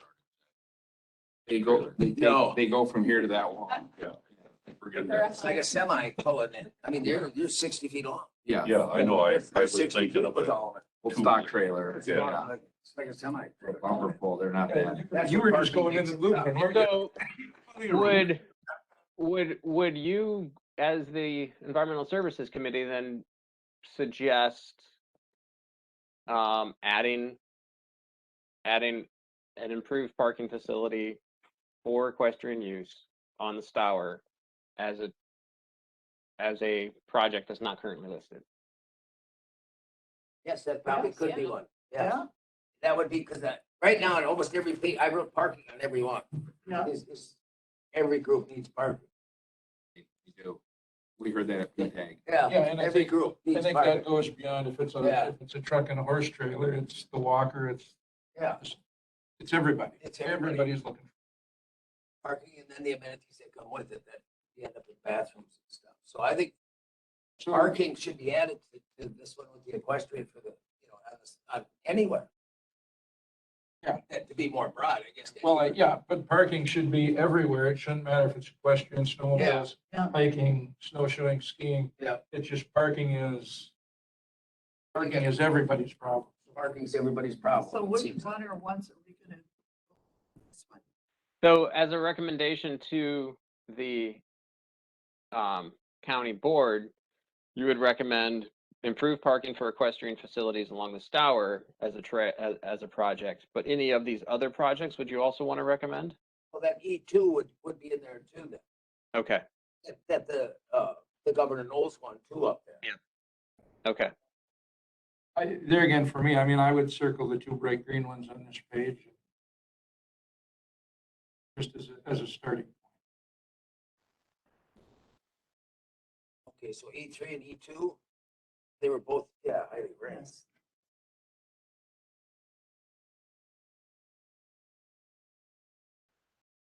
Basically, you can see we want to build a lot of parking.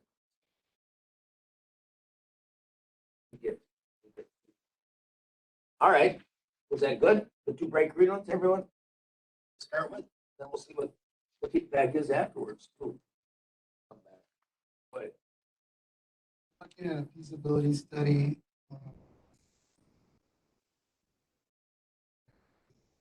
Questions as well. yes, Well, wasn't everybody included in that when we circled it for ATVs, for feasibility study? We are including them. yep, Yeah, I mean, because that's why we took it, because everybody was included. yeah, So- that they're all, Noted. yeah, that they're all included. Yeah, that is all up. Okay. Go back. Would like to see a study of the state has the park campground. At Governor Knowles? Yeah, That's we all could state, do it yeah. right next to it. So I'd like to see a study on how much, I realize it's used a lot, I'm not questioning that. But do we need more campsites there? Right up here, it says, there is currently property and additional desired communities, so if they could make a larger campground for, that's a big campground now. You asking me personally? No. No. No, we don't need more camping there. Do we need more parking during the summer months? And there's times where you need more parking? That's like, what is camping? I sat through all those meetings and I do not hear people say we need more camping at Governor Knowles. There's times where we need more parking there. Definitely. Does the Governor Knowles at the river, does that fill up on certain days? It will on the weekends through all of fall season. It'll be full. And they have overnight camping where they have amenities, where they have water, and they have electric, and they have a dumping station on the top. And then the lower place is for day use only. But if that's full and they're all campgrounds are full, then the state allows you to spend the night at the day parking. They do it too Yeah. tonight, because it says the. Yeah, they let you use it if it's full. There was, when I was talking about ATVs, there was horses out riding with their reins on and set. Sure, yeah. So, I mean, they were crossing the highway With to the- another trail. So with That the comes state, back to before, then it's a parking issue, not a. It's a parking, and that's where I think another group should, or more people should really dive down into it, is what does camping, parking, what does that mean? I don't know. so Because that's, there isn't any park area at the equestrian campground. So I you, saw. but you can park also, and people don't, most people know it, like at Wolf Creek Bar. I've seen a lot of ATVs parked there, then they go and use the Sterling Loop. They got, at Wolf Creek, they've probably got 15 or 20 acres of a field there that anyone can pull their horse trailer in. So when those camps are full, they don't let you sleep overnight there at the bar. But daytime, if the other ones are full, that place will get full with horses too. Really? so you think the state would expand theirs and? That I don't know what's. We can We ask, were, I think part of the idea, correct me if I'm wrong, is that in conjunction with the ATV stuff that's going on up there, the campground that's being developed right now, this would be an expansion of that to accommodate both. Probably a good idea. They need similar size, similar room space requirements for a big. They're multi-use parking for multi-use is a great idea. Be an opportunity to combine two projects, check a Both box. areas could expand it. You just want to be, horse people don't want to camp next to ATV people. If there's camping, that's not going to work. You know, that's as odd as having, yeah. people that want to walk don't want to walk by an ATV or either. It's the same thing. Okay.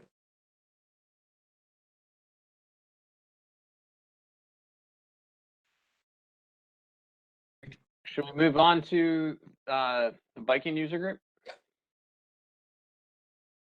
Viking cyclists. County Forest one is on there right on top again.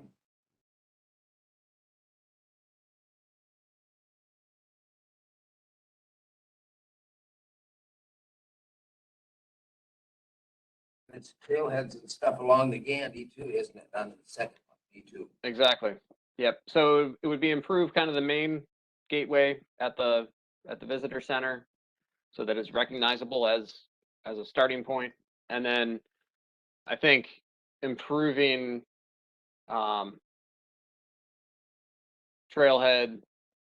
and amenities along the trail, as we discussed for hiking, I think would greatly improve it as well. So these would be the first two again. Yeah, and there again, I don't know the first one on county land, forest roads. It's on every one, so every group kind of wants that. Yeah. So it falls under all of Well, it. But the study is kind of, like you said, each group should do their own kind of and bring back something. Yeah.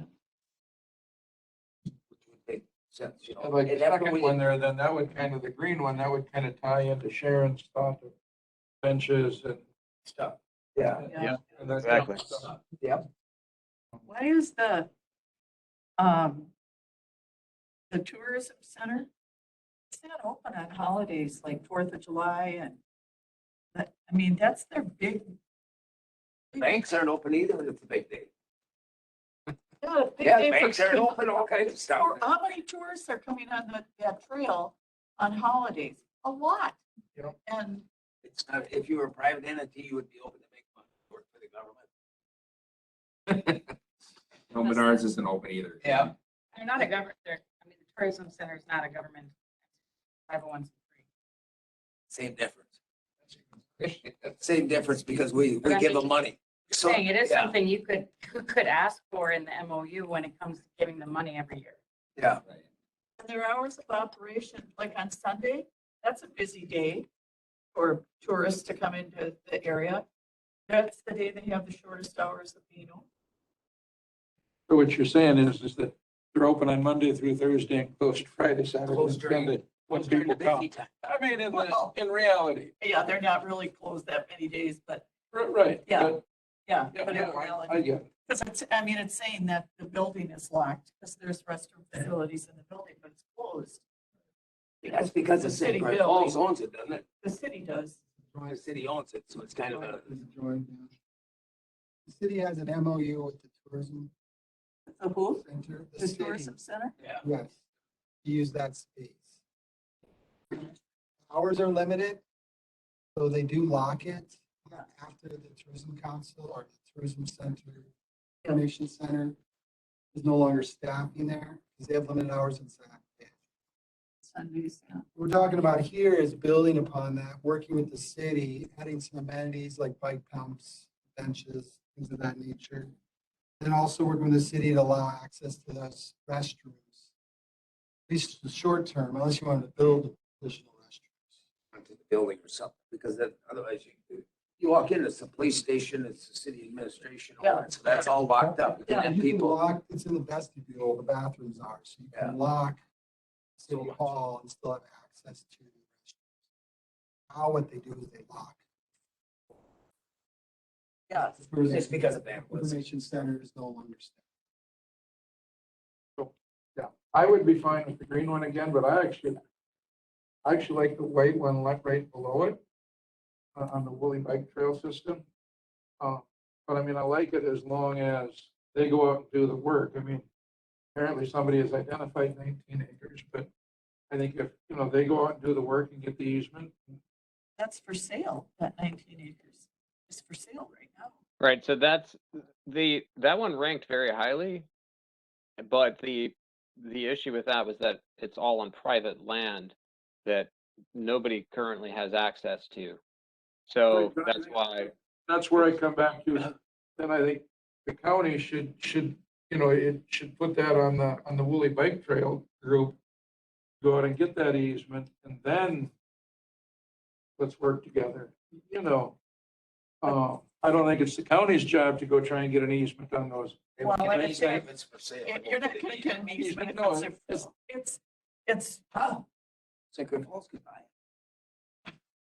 The township and the village can buy that, and then that would do it. What? Wow, my gosh, wouldn't that be great?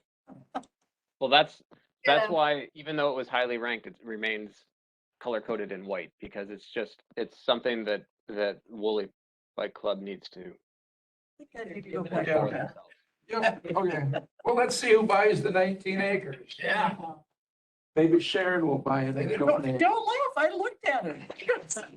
It'll be tax deed back. We'll end up with it anyway. And we'll sell. Okay. So what did we say, number E2 is what we want to go with? Is that what we said?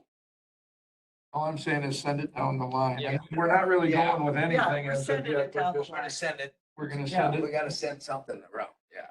Yeah. That'd be, yeah, it'd be, 3 would be. Yeah, because B1 is already in there. Right. It's Yeah, it's not circled on everyone. this one, but it's Yeah. still, It's Yeah, it's still part of there. the bigger. it's still in the bigger plan. Okay. And then moving on to cross-country skiing. Cross countries. It's been discussed a little bit already, but certainly with the hiking group, but improving access at DD Kennedy and Algren. And really developing a set of county-managed cross-country ski trails outside of the Bible Camp and Balsam Branch. And I think if that's what But they're we're just looking for, but I'm exiting gonna all go the- back and agree with Mo from the start, is that as long as they're not looking for us to build them a shed and buy them a tractor and buy them a snowmobile and, you know, Yeah. all of those things, if they're just looking to help expand the trail, then I think, you know, I'm Well, certainly. honestly, I think the stakeholders and the user groups were saying, oh, you know, can the county buy this stuff? But that's not going to happen. So, Yeah. you know, what could happen is the expansion of the system onto county lands to improve the system. The county could have its own set of grooming equipment, which from what we've heard is part of the plan. And so the county would have its own set of maintained trails. It would be separate from Balsam Branch.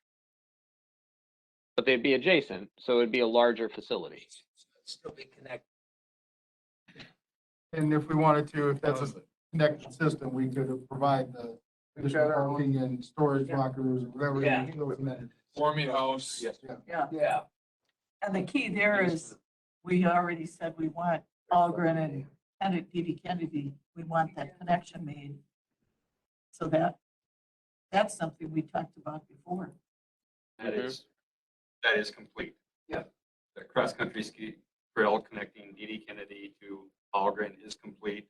Oh, Easements signed in hand. The only thing that's remaining on that is the signage on 120th where the trail crosses to the Algren property between the two. So that will be groomed by the county this winter as our initial learning curve of how to groom a cross-country ski trail, and we'll be grooming the ones on the DD Kennedy property also. So that's pretty covered. do we mark that then? Or since it's already covered, But then we We should. did add a collaborative recreational management plan with Town of Garfield, the county, and the Bible camp. That's in project description. From a user perspective, to make sure that that's one seamless system. for Sure. Okay.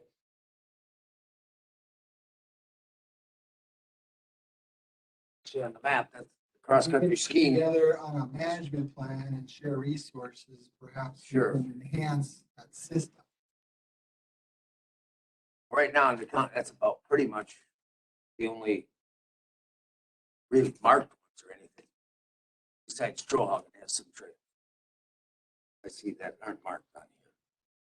Don't they have some cross-country ski They trails? used to, I don't think they do anymore. And that map is just representative of these projects. Okay. So that's not showing all of the potential. Oh, it is. Oh, okay, just on these. Okay. All right. So we moved XC2 on. Kind of, that's what all. XC2. Yeah, that's, That one's kind of there, then that's. we're not marking XC1 because it's already in progress. Part of it's done. Part of it's Part of done. it's done, part of it's still. Part of it's done, part of it's going, so probably those two. then. Plus the other amenities and then coordination. Coordination with those three parts, yeah. So not, that first one has to change. Institutional management plan, we can work together. XC2 is already circled Yeah. with everybody else. Yeah, so it's covered. About the only ones that didn't say park, Say what? there's no park, they didn't have any parking issue. Oh, Well, if the ski trail development is successful, they might. I've already done Right, that. yeah, You get it, get quick. but there's nice part. Nice park. Yeah. 60-foot trailers for cross country. Okay, All right. So Yeah. how we looking? we're looking great. Okay. Our next step is to take these projects that you're recommending we push forward and developing them further, present them to the county board, and then wrap up our final report. Government first. Right. Well,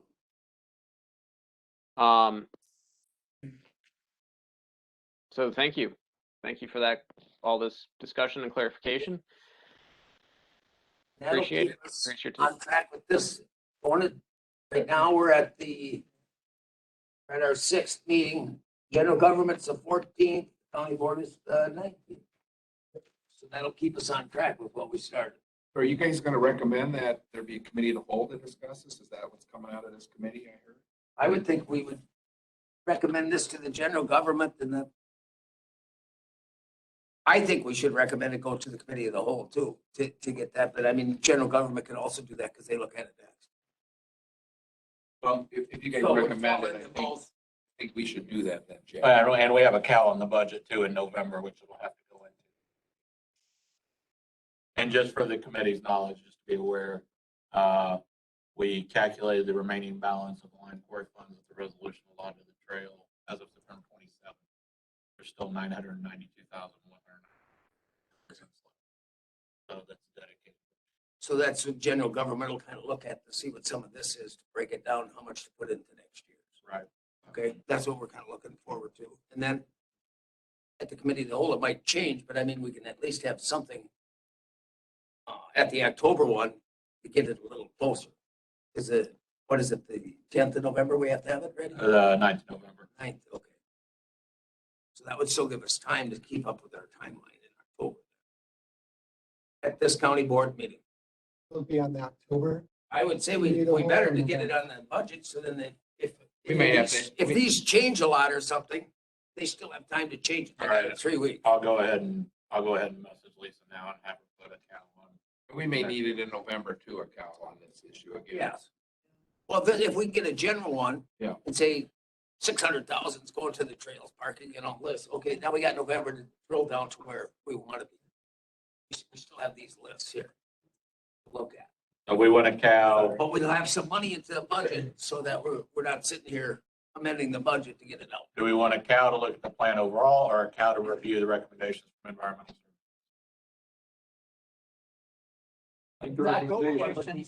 Would be the recommendation from general government, that which ones to do. Yeah, I think it should be, I think the recommendations, the cow should be recommendations from environmental services, general government. We don't need to rehash P-TAG.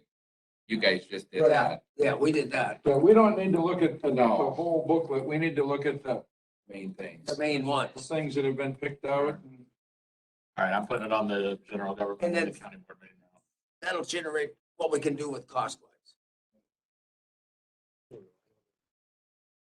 Great. I mean, we That do makes have a lot sense of to me. money. But some of it's gonna be more long term, but I mean, if it's there, at least if they have time to do it or something like that too. I mean, we might get 5 parking lots done this year or something. Who knows? That's what we need if it gets busy. So. Are we just gonna have the sheet then for the committee of the whole, or just what we have picked out then? By Don't we category? do sit down to what we picked out? Because that's what'll go to general government Yeah. Right, and then they'll look at it. Otherwise, they'll want to go through everything. yeah, we're not gonna. However, just so you know, all of the ideas that are on this list and have been generated so far are going to be in the final report as record, so that none of these ideas are going to go away. It's just for the current budgeting process, we're focusing on the top few. Just gray them out or something. So, Well, we Right. put these on it just as a capital improvement plan, basically for parks. Same as the whole county. Whatever committee of the whole could have, whatever you guys recommend today Yeah. should be on committee of the whole. Yeah. Yep. The general government says they tweak a few things. Let's let committee of the whole see what you guys did and what general government did. so these are the items. So general government, discussion and review of the comprehensive trail network plan recommendations from the Environmental Services Committee. Committee of the whole, discussion and review of the comprehensive trail network plan recommendations from the Environmental Services Committee and the general government. Yep. And not only that, now general government will only have 6 of them to look at instead of 7 pages to look at. Yeah, Maybe say we want to narrow this one down more, or more or less too. But like they said too, it is full report. We'll still keep this as a capital improvement plan that we know We to look talked forward. about all the Olson's request for studies. Yeah. That's what we'll talk about, is how much money you are asking general government to spend on studies. Yep. $1 million. remaining. We're not. I'm asking for 0. You just voted for a bunch of studies, Olson. I'm with you, Brad. He voted that. Just because I voted Okay. yes today doesn't mean I'm voting yes next time. Yeah, tomorrow's a whole different world. Studies by, We'll study it for 2 weeks. Torpedo studies. I'm gonna hire the Clear Lake engineering firm back here. Clayton. I know. Clayton, and there will be, I'm it'll sorry. be short. Sorry. Trust me, it'll be short. Well, Clam Falls, a lot of departments. So I think we're good. Can we move this on then? Are we Yep. good? All right. Well, thank you, Bill. Thank you, Kim. Thank you, everybody. Thanks, Bill. Thank you. Tim, Bob, thank you. Yeah, thanks, Bill. So now we did that mess, we might as well have an update on Parks and Trails. Follow that Make it short. How's this working? Yeah. I got my cheat sheet here. You got your, we don't have an update on it. Just an update on where we've been this year on projects and that with parks and trails. Starting out with parks, Apple River, the pavilion repairs were completed, the tree cleanup, we added gravel to the areas and cleaned up that park. The campground now is closed for the season. We're almost seeing almost double usage of our campsites compared to previous years. So double, by cleaning it up. What's that? By cleaning it up, you double. Yes. Okay. Cool. The Atlas Park, the decommission of the ball field, that's slated for later on October into November. DD Kennedy, the repair of the walking bridge, that's still in planning, scheduling for replacement, probably in 2023 as we're looking at that one. The trail connection between Algren and DD Kennedy for the ski trails, that is complete, with the exception again of adding the signs. And we'll be ready for grooming this fall. The painting was completed at DD Kennedy. The Lotus Lake Park, the tree removal, that's slated for later on this October. And into November, cleaning up some of the dead trees there and opening that up, getting rid of some of the scrub trees in the parking area, get more daylight into that. Long Trade Lake, that boat landing, the concrete is complete already for new boat ramp. Brushing back the road was complete. The paving, the new parking lot. The construction of the parking lot is complete. It's ready for paving. Again, waiting on Monarch there to pave that yet in the next few weeks. On the trail side, the campsite development in Sterling, we got that grant approved. The club is going to roughen those sites, and next year we'll probably add gravel to those to see how that goes. We completed the gravel of the parking lot up in Sterling. The 2 items on the budget that have been ongoing, a repair for the culvert on the Gandy, that's in progress now. The contractor to complete that replacement. The Lorraine Bridge replacement is still going. It'll be a next year project. The Trailhead parking in Amory for the cattail, moving the recycling center, working with the city on that.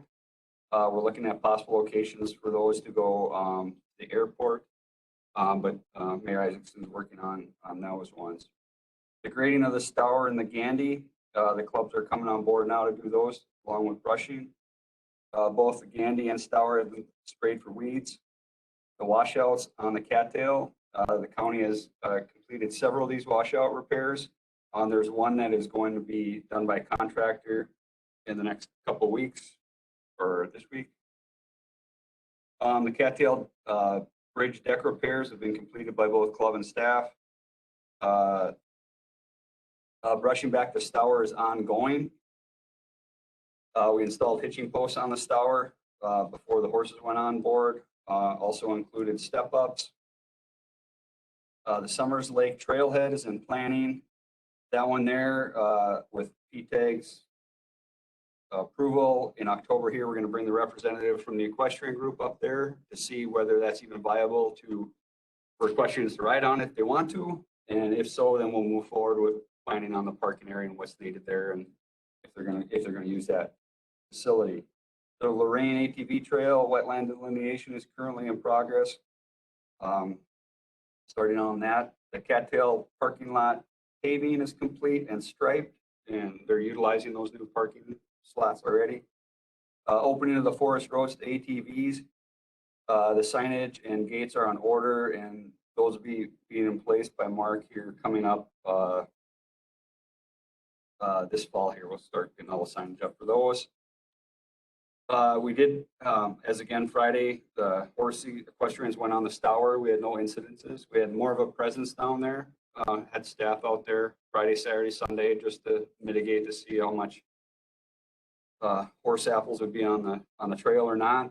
Amory did have their dog walk on the Stour. We ran the trail before that. Not that there's no issues with that we found. And that's kind of an update of where we stand right now with our projects. Going on. Hot going on. Any questions? Go ahead. I guess this is just a question because we've been talking.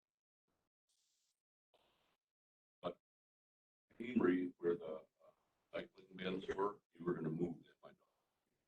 But is that parking lot going to get larger? Grass on. That's where the Cattail parking lot paving was extended.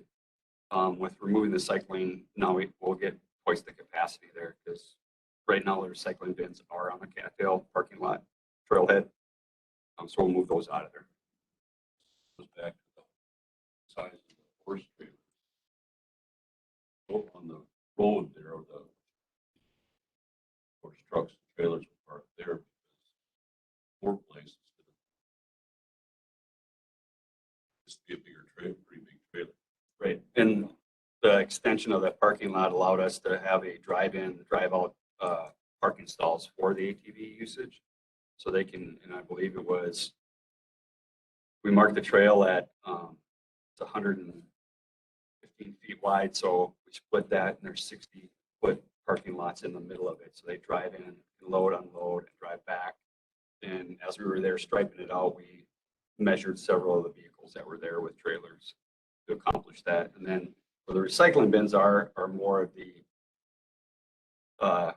single vehicle usage for the Cattail. It's more standard parking lot on that side. But both parking lots are connected with the bathrooms.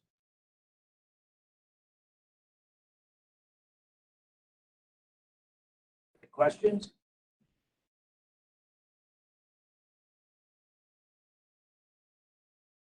Nine.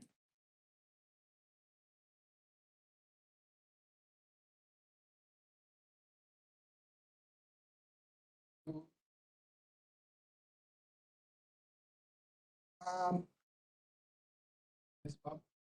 Yeah. The green text, please.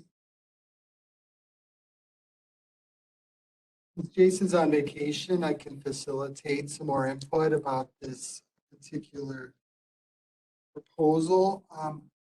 And just, I would like to ask a quick question. If you look next on the agenda, I'm going to credit Supervisor Olson for this suggestion about considering inviting some of these Ag Tourism Ventures to present on their campground needs. And I'm only bringing this up because there's still a little bit of ambiguity of what agritourism is. Tim, do you mind throwing up that app?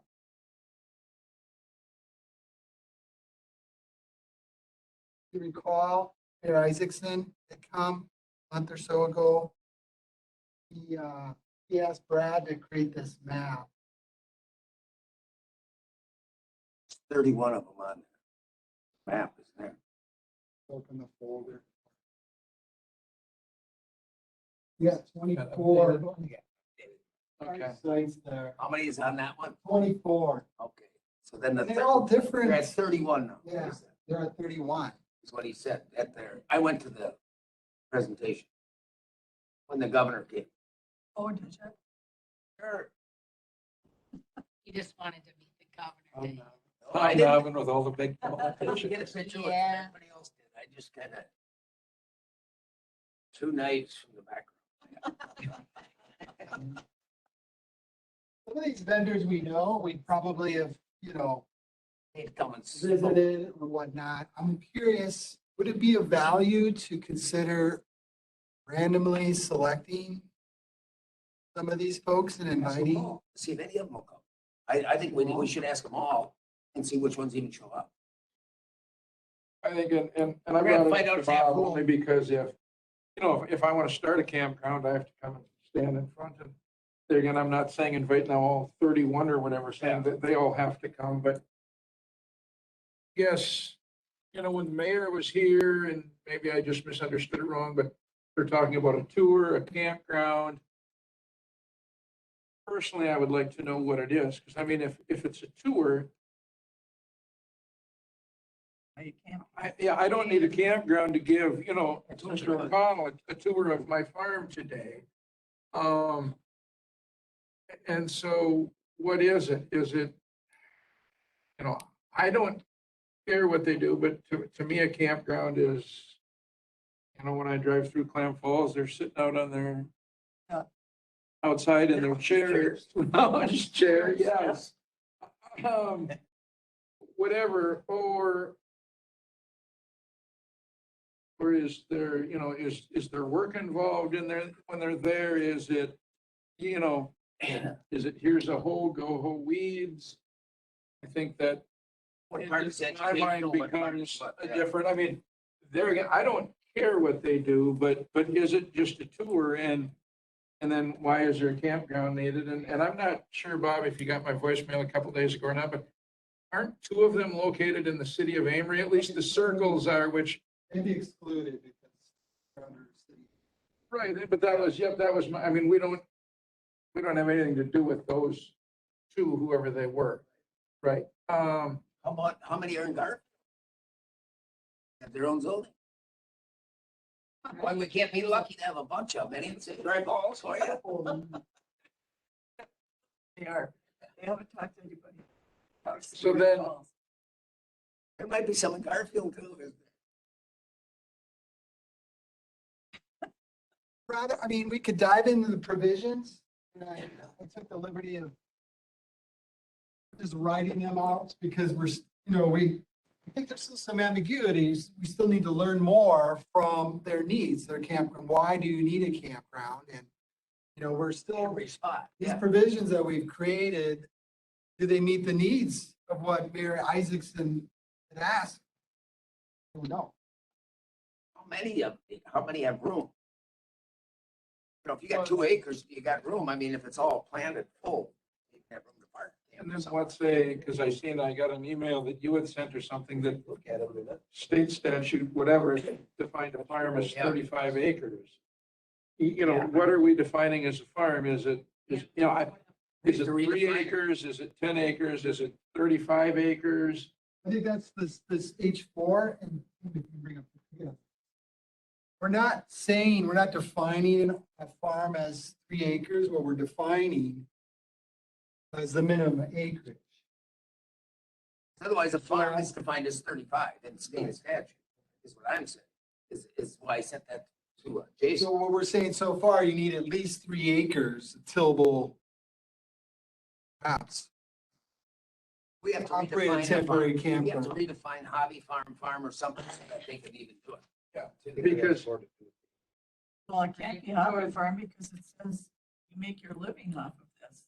right, and that was the big thing. It's like the I forget, but most of the, right, you make your living off. Yeah. So, Who's gonna regulate that? That's the thing. It's how do you know? but I mean, If if it's we're gonna two say people, that one's 3 making a acres living is off it, the farm, other one goes to a real job. are you gonna make a living off of 3 acres when you're, figure that your house is gonna gobble up an acre? I mean, In parking and driveway. one way, yeah. Yeah. Campground.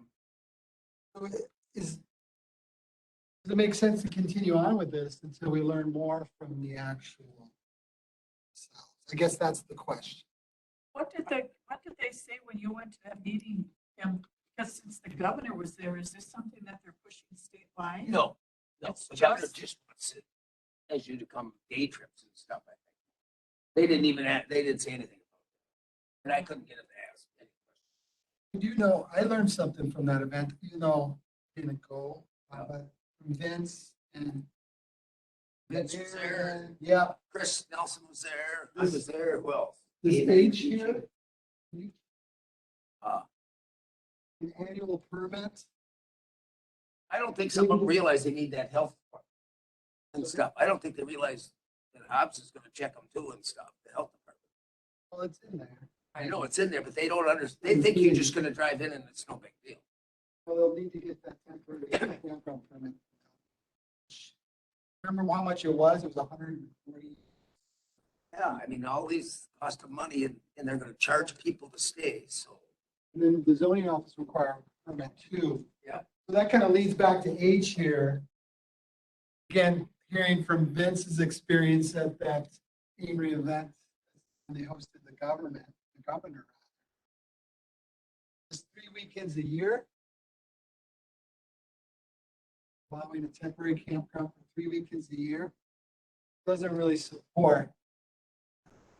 No, it has to be more. It has to It be. has to be more than that.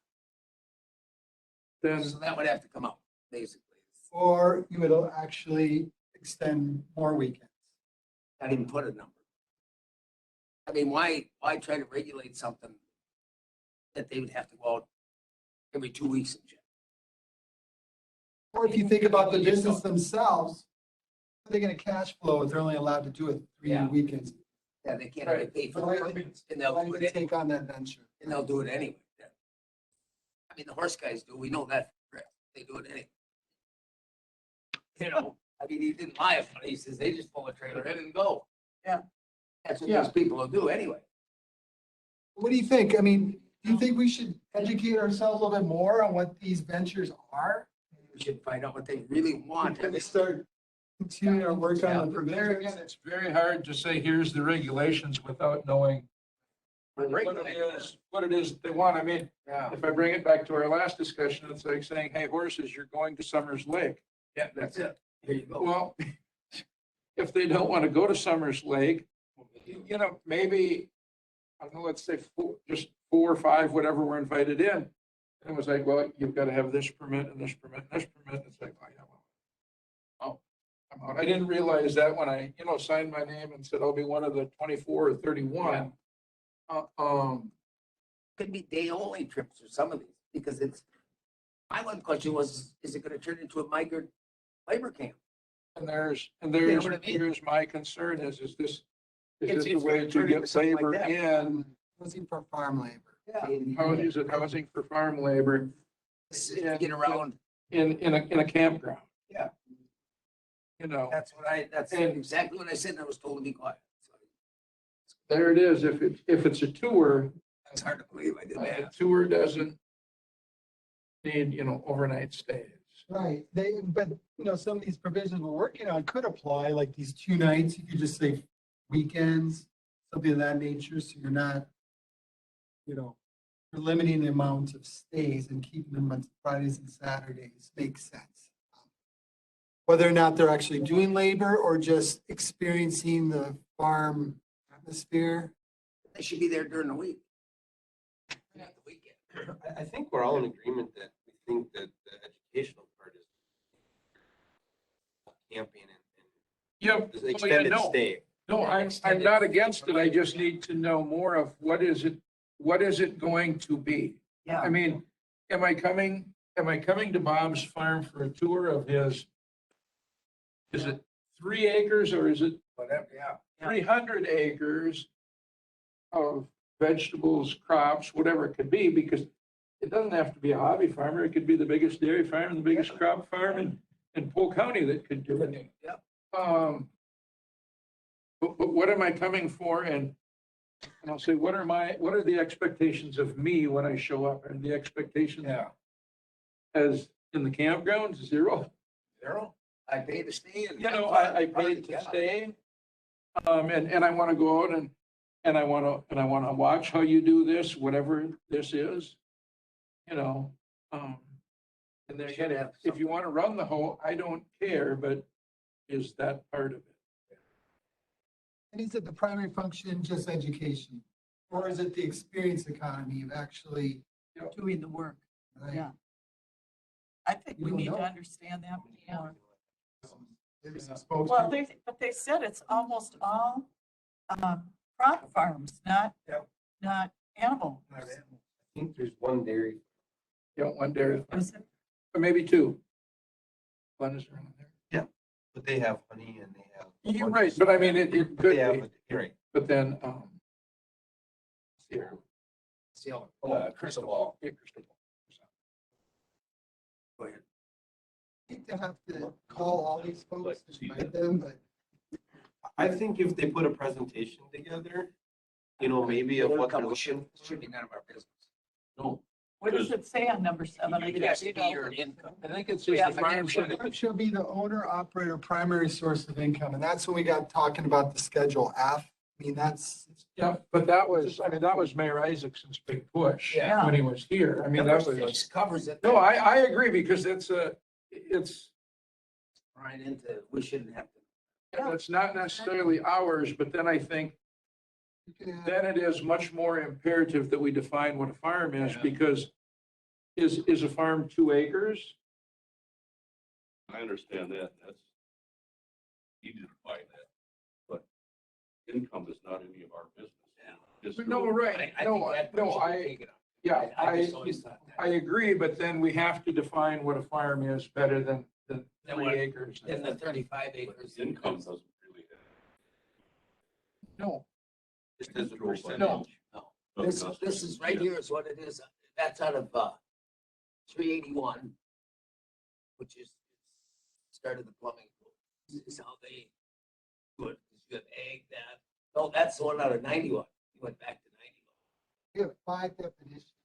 5 need- different, we because need it to get says down to one. agricultural use and not just farm. Yeah.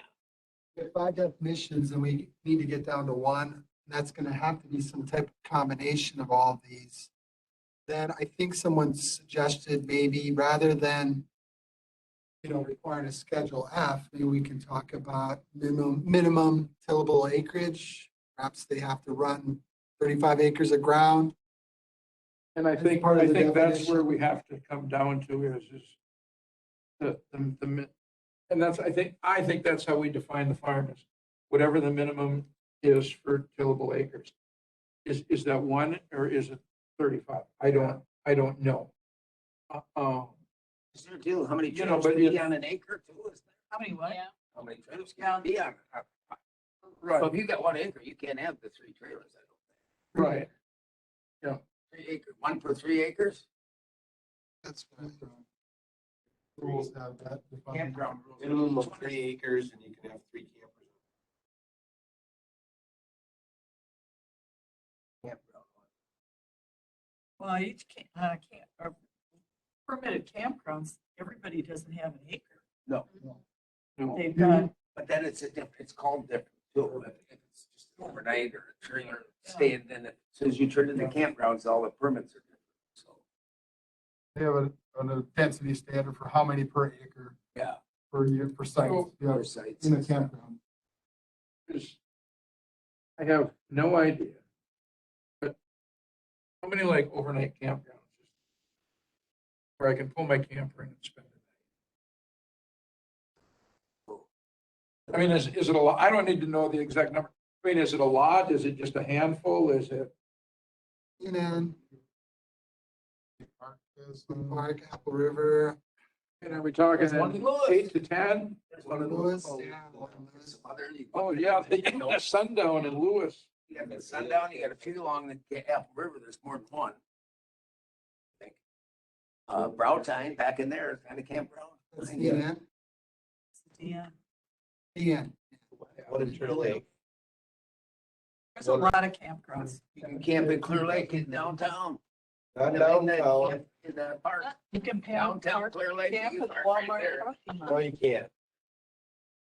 Oh, is it the campground is out of town? Yeah. Oh, Around the yeah, lake. same as downtown. That's So, just today. and maybe this is a dumb thought, but what if the camper had to go to an overnight campground somewhere? And then does And that then go not to the take us farm. out of the equation completely? Now, it doesn't let them make the $195, but they're not gonna pull up, as we just discussed, they're not gonna pull a $195 permit for 2 nights. You charge somebody $300 for 2 nights for education, they're not gonna show up. Yeah, I don't know, yeah. Any property owner? Any property owner that has 3 acres? First one continues. So anyone with 3 or more acres could actually do that? What I'm kind of getting at, so if you are on a lake lot and 5 acres. Do a campground, Yeah, and say it's education. it's education.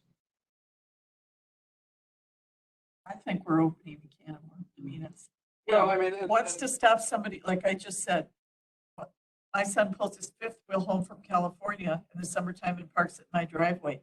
Can I now say I'm a lake educator or whatever, Fish farm. fish, yeah, whatever. Your It's- permits, you allow up to 3 campers? Yeah. Yeah, Run it that way, yeah. yeah, I think it's, You I can think teach it a it's. So, but I mean, if, we should get if, into let's it. say we don't allow it, they could still come and they could have them 7 days a week if they want. They would just have to go stay at one of the, what I'm told, there's many campgrounds. So what does it cost to overnight at the Apple River Campground at the county? We just raised it, didn't we? No. It's Yeah. $20? It's cheap compared to a regular Yeah. campground. So I pulled my trailer into Doug's farm that I'm gonna stay for 3 days at. It's a lot cheaper for me to go pay $20 at the Apple River Campground to spend the night than it is Yeah, one to of these. pay Doug, who's got a $195 permit plus zoning and, Plus the other stuff, yeah. Let's let them put a presentation Yeah. together. Tell us what they're So, I looking mean, for. maybe, Yeah, there again, I'm not against it. I just think we need more I don't think information. it's as easy as they thought, that you couldn't just pull a trailer anywhere. I think it's what they were thinking. I don't think they realized it was Yeah. a permit process. But I mean, I think we And the need to know sanitation. more, can I say what they were thinking? And I would like Or to what hear they're looking from the, Yeah. or what they're looking for, or, What do they really need? yeah, I We're think trying to meet their needs, right? We're trying to accommodate this. Because it is, emerging This business. much, it might not meet their needs. It might be, maybe 2 places might say, okay, we'll have 3 trailers. The rest might say, this So can you is go- having it. Can you go back to Mayor Isaacson and ask him to get them to put something? We hear from, not from Mayor Isaacson, somebody on that list. Come and tell us. Well, who is trying to put this together besides back to Mary the list. Isaacson? Yeah.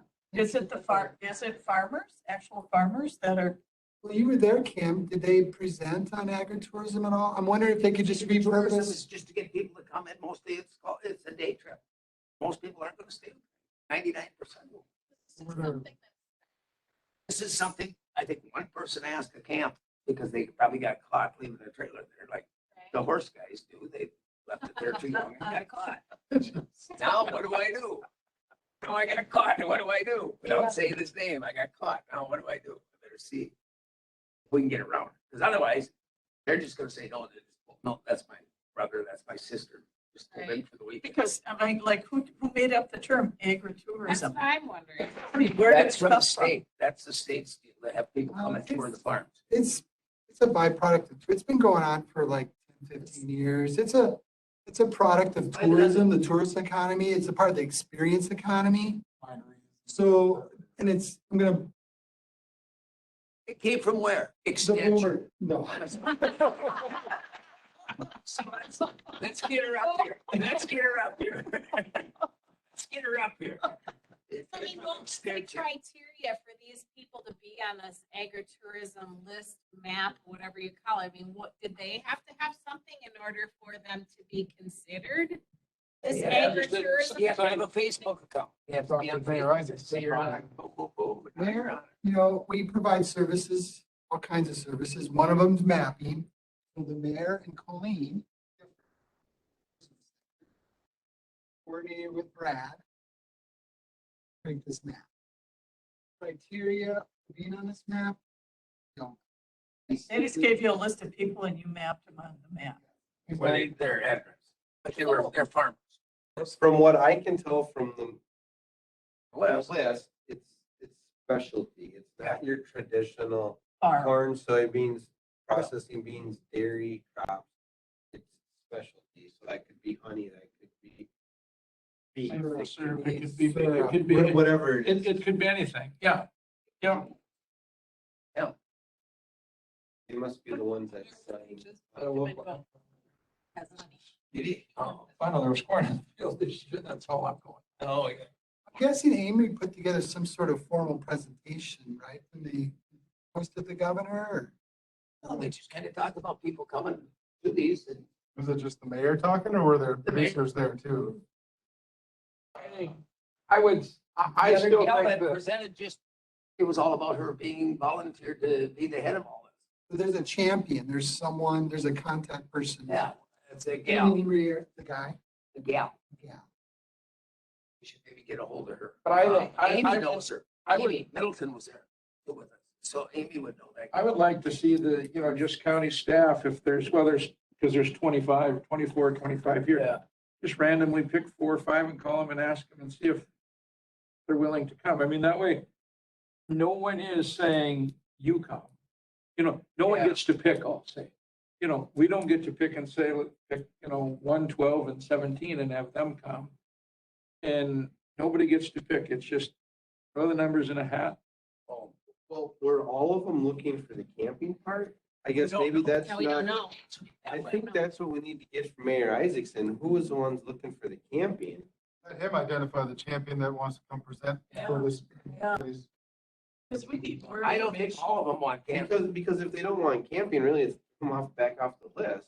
If- Because if there's none of this matters. If there's 10 of them, or maybe there's only 2 of them that want I'm camping. thinking there's like 1 or 2. I And don't- I then don't know let's why they hear want from camping. them, the ones that want camping and be done with it. I mean, because I think the agritourism part, we're all for that. The Yep. camping is the hangup, so let's get to the root of the camping situation.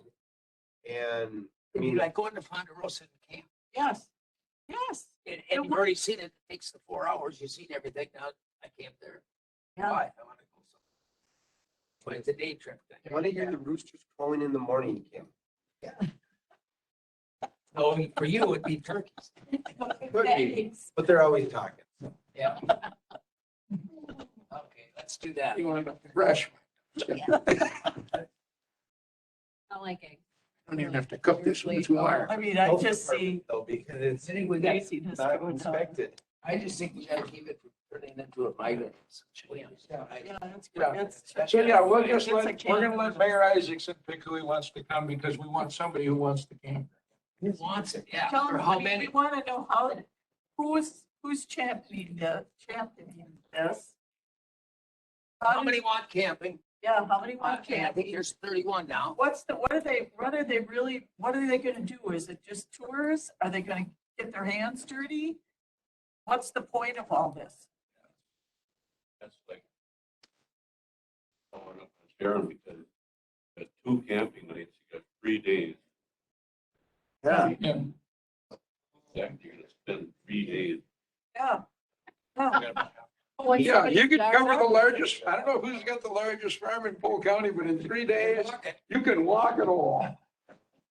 You gotta turn the Look at that soybean, it's shorter than the one 100 yards You ago. gotta turn the pump into cucumbers every 4 hours. So fence, yeah. Well, we could get them to build that fence along the motel on. There, they can sit in the guard tower. God, it's going downhill fast. We went on a totally different tangent. You think we're off Keep topic? us going, Bob, keep us going. Okay, It is 11. that'll answer that. Number 9's good then, huh? Yeah. Okay, let's take a short break and do number 10. We bring them in. They gotta get scratched. Say, I got a new study too coming out for that water stuff. Extension does. I just got to email that and I forgot my stuff. Did you get that or not? No, I did not. You don't get stuff from extension anymore? No. Oh. That's why I think they put it up. That's why you don't know who's doing it. Where are we at? We're at number 10. 10A, Eric had to run out. There was a work issue with one of our producers, so Okay. we're gonna present. He has 3 to 5, 7 slides. I'll put it in the packet. It's the results of the WAPO groundwater study. Yeah. So, Right here. yeah, So can he do that next time? he's gonna do it next time. So you have the presentation, look at it. It's fairly simple to follow. Just walked in. No, he didn't. No, he didn't. Is he here? 10. Back. The new water project, he should find out from extension. It's the new water deal for watersheds. Pull up that. We'll do that next month. Wait. Do that next. It's the same as the feasible study. Okay, so we're skipping 10. Yes. 10B, if you all recall, last meeting, you all recommended to the full county board. So this is a housekeeping piece. Per Malia, we have to do it via resolution. So it is in your packets. And we need your signature too, Kim. Again, this is just housekeeping. You all already approved this, for this, the county board. Sure, and formal. So we need a resolution to pass this out to the full board. Right, it was those updates to the AIS, or Aquatic Invasive Species.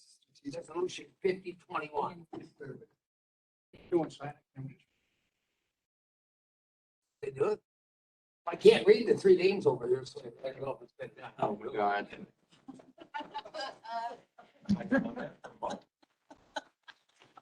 Yeah,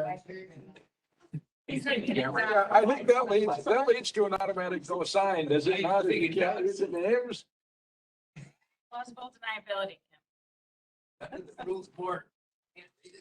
Good for nothing. Is there, so should we have a vote on this?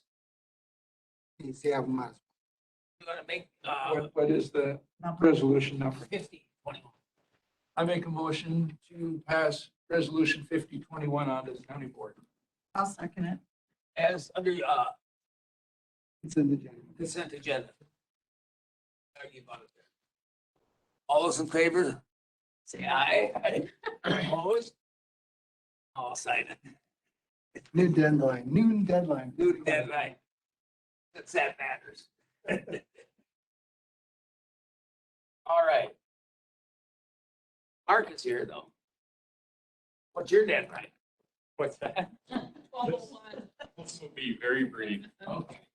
I'm up here today to talk about bud capping trees that were planted this spring. Essentially, that provides the protection from deer browse and gives them a chance to grow and outcompete the surrounding vegetation. If you remember, up here about this time last year, we did the same type of projects. It's essentially putting a piece of paper on the top of the tree, and basically they don't get browse. Thus far, that has worked. We did it last year. I don't have any pictures, etc. in light of time, but at the end of this, I will need a motion to accept the bids that I received. If you remember back to July, essentially, I was in front of the committee here asking for permissions to apply for a sustainability grant. I did go ahead and apply apply for that, and I received the grant for $7,500, which will be paying for this bud capping exercise. And that's why I need a motion so that I can send that to the state when we get reimbursement. Any questions? Oh, I should go over the bids. My apologies. Received 2 bids, Northwest Forestry, $84 an acre, and Mustang Forestry, $89 an acre. How many trees are on an acre?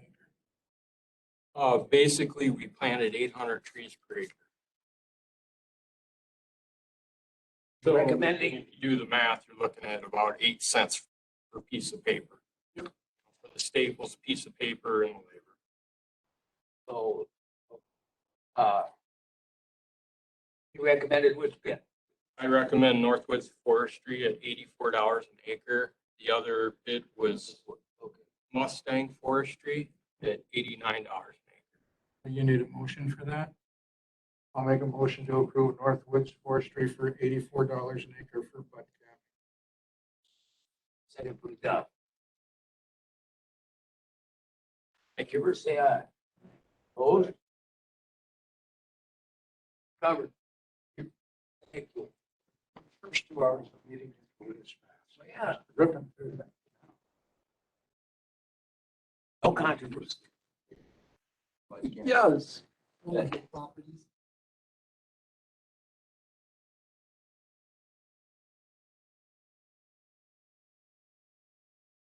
Here's the 3 properties that were up for auction. You all recall, led by Chairman and Supervisor O'Connell. We went through the list of 800 county properties that we own. We identified 5, 3 of which we put up for auction. This auction closed yesterday at 10 a.m. And I'm talking to our treasurer. This does not require county board approval. You are the committee that approves this. You probably know that already. So these are the highest bids. I've been contacted by our vendor, which is Wisconsin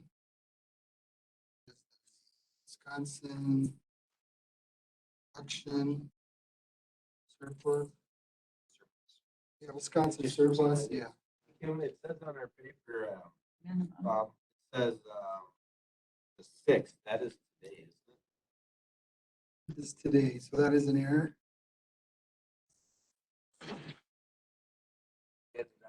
But it was officially closed the 5th, and I know this because I was inundated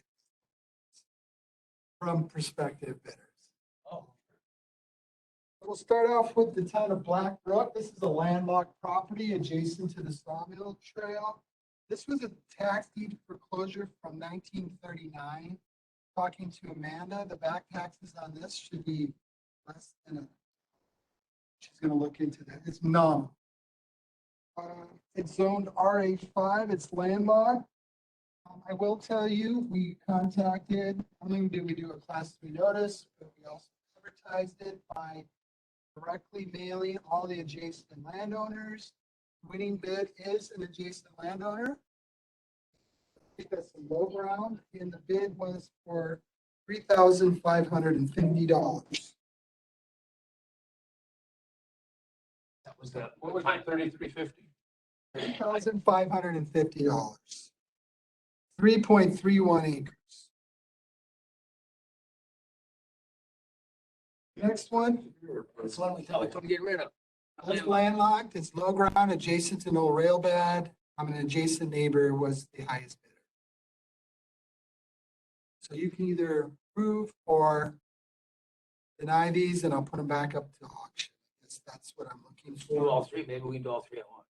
Okay, McKinley, this one was, Lori's a little apprehensive about this, but you know, I put a disclaimer on the website noting that, yes, this is the old town dump. I was able to get a hold of some longtime residents, older gentlemen out there, and they confirmed that, yes, this is the old town dump. It was a foreclosure back in 1956.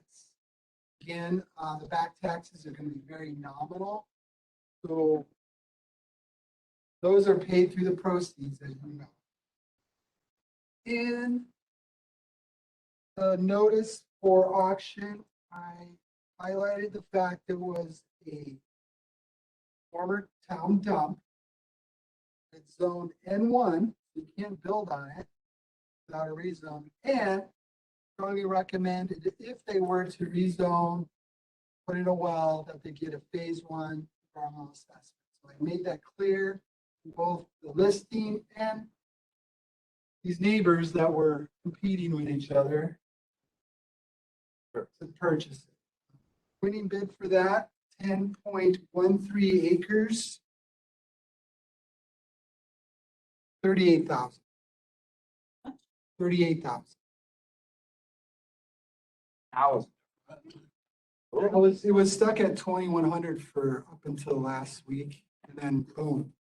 And it's nice, all these neighbors called me, objections, two guys, and they all want to keep it N1, want to be stewards. They really just want to use it for hunting land, so I'm just letting you know. They just want to ensure that it remains in green space. That's yeah, I'm not super comfortable with it, but it's completely up to you. They wanted it, they can have it. You don't mean 33,800. Oh, no. 38,000. 38,000. Oh, Old town dump. And there's things buried there. Well, I understand that part, but they're using it for hunting land. So my question is, being an old town dump, and of course, if it was foreclosed in 1956, it's really an old town dump. It was required to mow it. I only asked because I believe we're required to mow our. No, we're not monitoring, just mow the grass. Oh, I think more power to them. Well, we don't know what people were throwing in town dumps in the 40s and 50s. I know what people were throwing in them in the 70s and 80s. Yeah, and it was worse. Gravel probably must have been home. Yeah. But it was worse in that middle years. In the 50s, 60s, there wasn't that many chemicals in this much stuff. A place out here, and I walked it, and there is some exposed materials, but it's what it is. Maybe, I mean, we've That's certainly, yard art. I disclaimed it to everybody. we didn't hide it. You know, we did I not- think that was, okay. Now, this This one you guys might remember, this predates me. This neighbor to the north kind of needed some room for his driveway. We put this lot for his driveway. building was sold to the lot. That's the lot line, yeah. Yeah, that's fine. So it's not completely a 40, it is actually 39.40 acres. I think we split 0.6 acre and sold it to that person. Do you recall that? Paul and Mark like to cut this back in 2018. Not county forest land, but we did harvest it. It was a tax deed foreclosure, 1972. I bid for that $132,600. Is this the chunk that's next to like the Straight Lake North? Yeah. Okay, because Dana always wanted to sell this chunk. Yep, thank God. Plus, we logged it. We logged it in 2018. That's something odd. They, That is zoned N1 as well. So I've explained the rezone process so many times to Are you getting good? callers. So yeah, you take it to the town board. Anyway, so I recommend, RE5 for that because all the adjacent neighbors are. So yeah, we set the minimum bid at 25,000 and it went for 132,600. Andrea, this goes through, Andrea's got to be pretty happy to kill that bill like that. Get down there, wasn't it? Move that bill. I was under 300,000. Yeah, I mean, this It's only pretty much wipes it 64,000. This might just wipe it out. Yeah, and we're right there. Like, Because, yeah, we were down to like 64,000. Yeah. And then this year's coming, she said there was like, what, 40 some, but now they're catching up. There's very we're gonna that be, those are pins. we're gonna be almost. Oh, That's then right. if there's any extra, it goes to the other. Never would have. Who'd ever thought we'd pay something on? I'll make a motion that we accept these. All Or they three? change their mind. Yeah, All okay. three. All three. You don't want to discuss it first. No. I Get second it. them gone. Gone. And we have a second. Yes. Can we discuss it further, Tracy? Fine. Accept all three. We have a first and a second. All those in favor, say aye. I, Opposed? That's some happy campers. I really thought about it. Doug.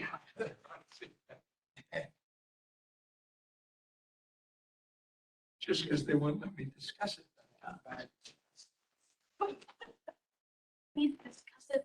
That was probably one of our best parcel sales. Do we have anything else we can? yeah, I was gonna just I was ask. gonna say, Hey, for catching Shut the up. trail system down and let's sell the county forest. Yeah, yeah. They can make it Pay right. off this building. I mean, that, for three properties, all to come in that good. I mean, we've had other sales that were kind of good behind Menards to catch up and stuff. Nothing that were, Yeah. Market right. you almost didn't want to put them on there, that landlocked one, did you? Well, That one landlocked one. Oh, no, I don't know. But we were thinking, should we even put it Pulling on? up the I'm glad budget. that the neighbor, you know, Yeah. the highest bidder. but- Yeah. That should be. 38,000 for a dump. Yeah. But, you know, it's a dump from 60 years ago, so it's probably trees from. Their neighbor hit his deer stand.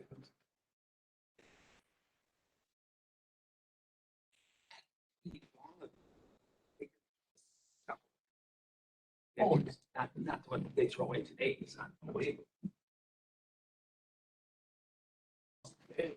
All right, so in front of you, you have the draft templates for the Environmental Services Departments for land information, land and water, and register of deeds. I say draft because you know this last week is where we're refining the last bit of the numbers. So the numbers have about 98% fidelity, but they change it just a little bit before the final administrator's budget is ready. But you can see, so we did something a little different with budget this year. I've changed it up a bit. We're going back to 2018 and we're projecting forward to 2023. Reason that gives you a little more history to see how things are trending and what we've done over the years. I kind of like that analysis. I think it helps tremendously. So you'll see this going forward where we have that 6-year picture, present year, 3 years back, 2 years forward. If you go to the second page for each department, you'll see that history. You can see the trend for the department down here. You can also see on these charts, if you recall, this is the revenues the departments generate outside of levy. Grant dollars, fees, donations, and then this is the expense that they're running. You see the trend line.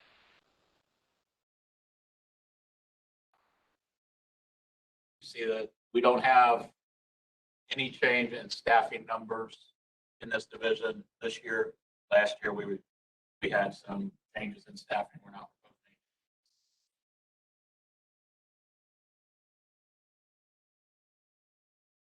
proposing. And I mean, these are for you guys to get first look at. General government gets the full budget next week, and then, you know, you all get the full budget for your amendments. Just gives you kind of a look ahead.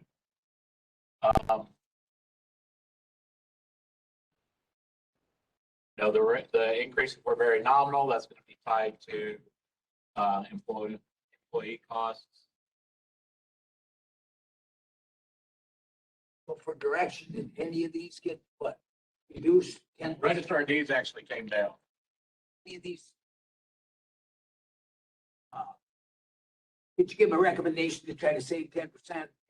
So we did a significantly different exercise with the budget this year. So our tradition has been to add 2 or 3% per year. This year, we're never going to get to zero-based budgeting because it requires a ton of work and we just don't have the staff for it. But this year, we said, hold your levy flat and see what you do with it. So we held the levy flat except for employee costs. And everybody, with the exception of additional funding requests, which you're about to see, everybody held their levy flat. And then some came in a little less. Registered deeds actually see a little bit of a decrease in theirs. So we tried to maintain 2021 levels in 2022, except for additional funding requests. And I think that exercise went really well. It's kind of a different philosophy than we've been with this natural growth. But there's not necessarily natural growth in this economy. It's an unnatural growth, so you don't know what's going to happen. The other thing is it gets more to the fact of, what you actually need to spend to get the job done. And I think it went really well, actually, as we're crunching out the final numbers. Really impressive.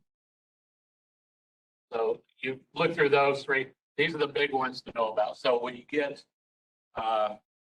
you'll get the full list of all additional funding requests and consideration for board approval. But what I did is I broke out the ones that apply to this committee. Yesterday I did public safety. These are for you guys to start thinking about. So the first section are the ones that the administrator approved and recommended. The second section is the additional funding request related to your area for committee consideration. These are the ones for you guys to think about between now and the last time to get them in would be your first November ES committee meeting to make an amendment to the November budget.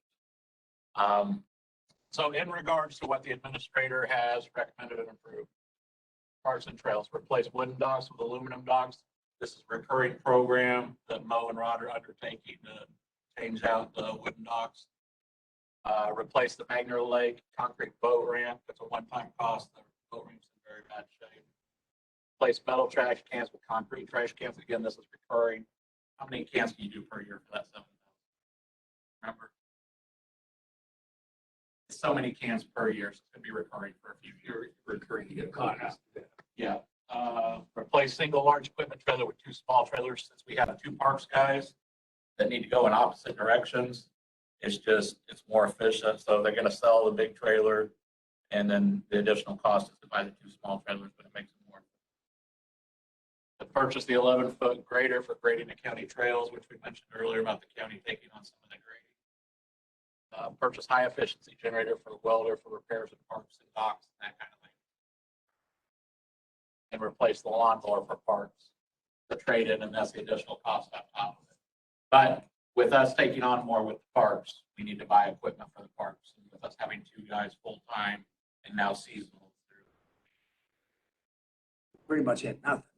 Yeah, not much of anything. Not much of anything. So really, they didn't ask for a ton considering what they could have asked. That's not too bad for a first time start. For land information, it's purchase and deployment of a new ArcGIS mapping software. This not only makes it better in-house, but for the public, it makes access better. The other thing is, if some of you recall, because we've talked about it some over the past few years, we have Next Gen 911 coming. Keeps getting delayed, but it's a mandate from the government. And this will kind of give us an edge on that once that rolls out, which pretty close. That's $34,000. That's one time. There's a small licensing fee that comes each year after that, but it's nominal. It's a few $1,000s. And then Bob requested matching funds for a CAP grant, develop a bicycle pedestrian trail. Do you have any more on that? Bob might want to add something. I don't. We were awarded that grant last year. It's a DOT grant, if you all recall, and it requires a match, 70-30. This is our 30% contribution. We are planning to start that project in collaboration with regional planning this summer. The West Central, that's going to help us. Is that something that's coming out of PTAG too? This is more about walkable, bikeable communities. So it's at the municipal level, how people can walk and bike to work, streets, things like that. Alternative transport. So that's our portion of, we're putting in the 13.4, and then that's what the grant was for, or? The grant was 70 or 80% covered. Yeah. Oh, 70%. Almost Okay. 80,000. Oh, Yeah. yeah. I think it was almost 82. Something like that, yeah. That must be about an 80. I know, but it's through West Central, isn't it? West Central Regional. Yeah, They want a they'll be- regional planning. They're Yeah. coordinating it They're coordinated, but we'll be doing a lot of work. for them. Right, so like us in Barron County. That's why they're open. There's another 80,000. Well, yeah. And the 80,000 Barry. He said it was from Chippewa. Because it's regional, there's 7 counties in it. So 7 planners. I got a question for Mo. How many docks do we have in the county? It says 8 boat landings, not including Mackey Lake, which I don't have. Right now, my plan is not to replace the dock at Mackey unless I can find that there's actual use of the dock at Mackey Lake. I walked out on it twice this summer. I did too. That's it. 5. All sorts of justifications. 5. Yeah, I was not planning on replacing the dock. Yeah, at I Mackey would, Lake. I would hope that we would go tear that out. That's done. Heaving a little bit. There's 10 boat landings, then there's one at Apple River Campground too, isn't there? Is that boat landing? Is there one at the Apple River Campground? There's no dock there, no. There's no dock there. We have 8 boat landings, where we're working to replace the docks with aluminum ones versus the old wooden ones that are all gone, and you really wouldn't want to launch a nice boat there.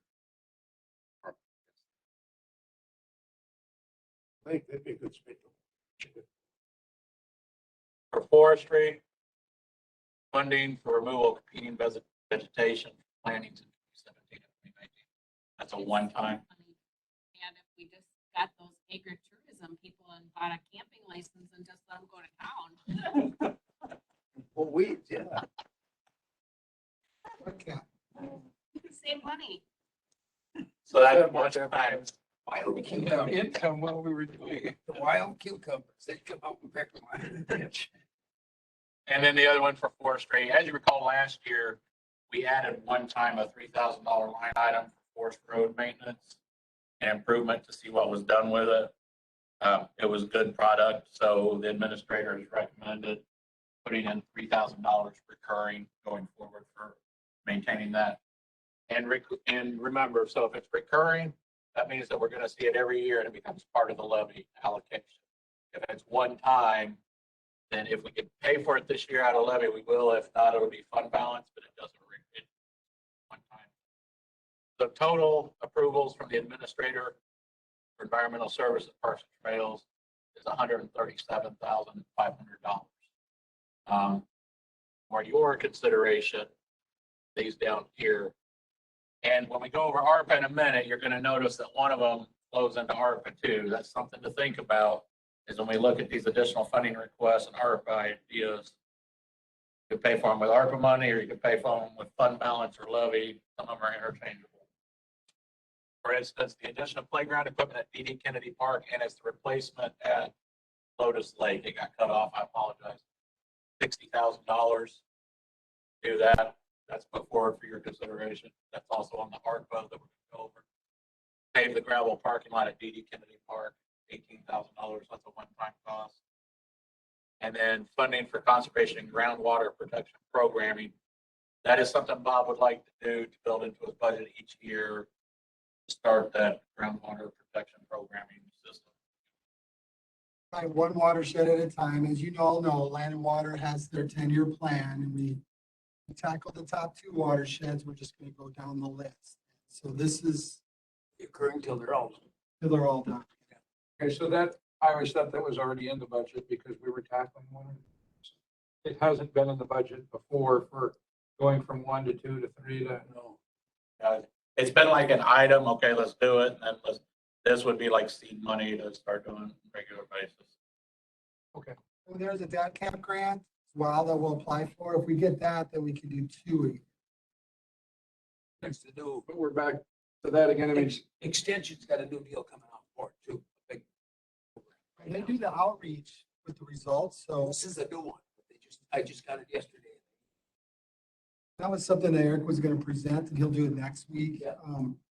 Extension does provide the outreach for those folks who participate. So if they do have contaminants in their groundwater, what they can do to mitigate.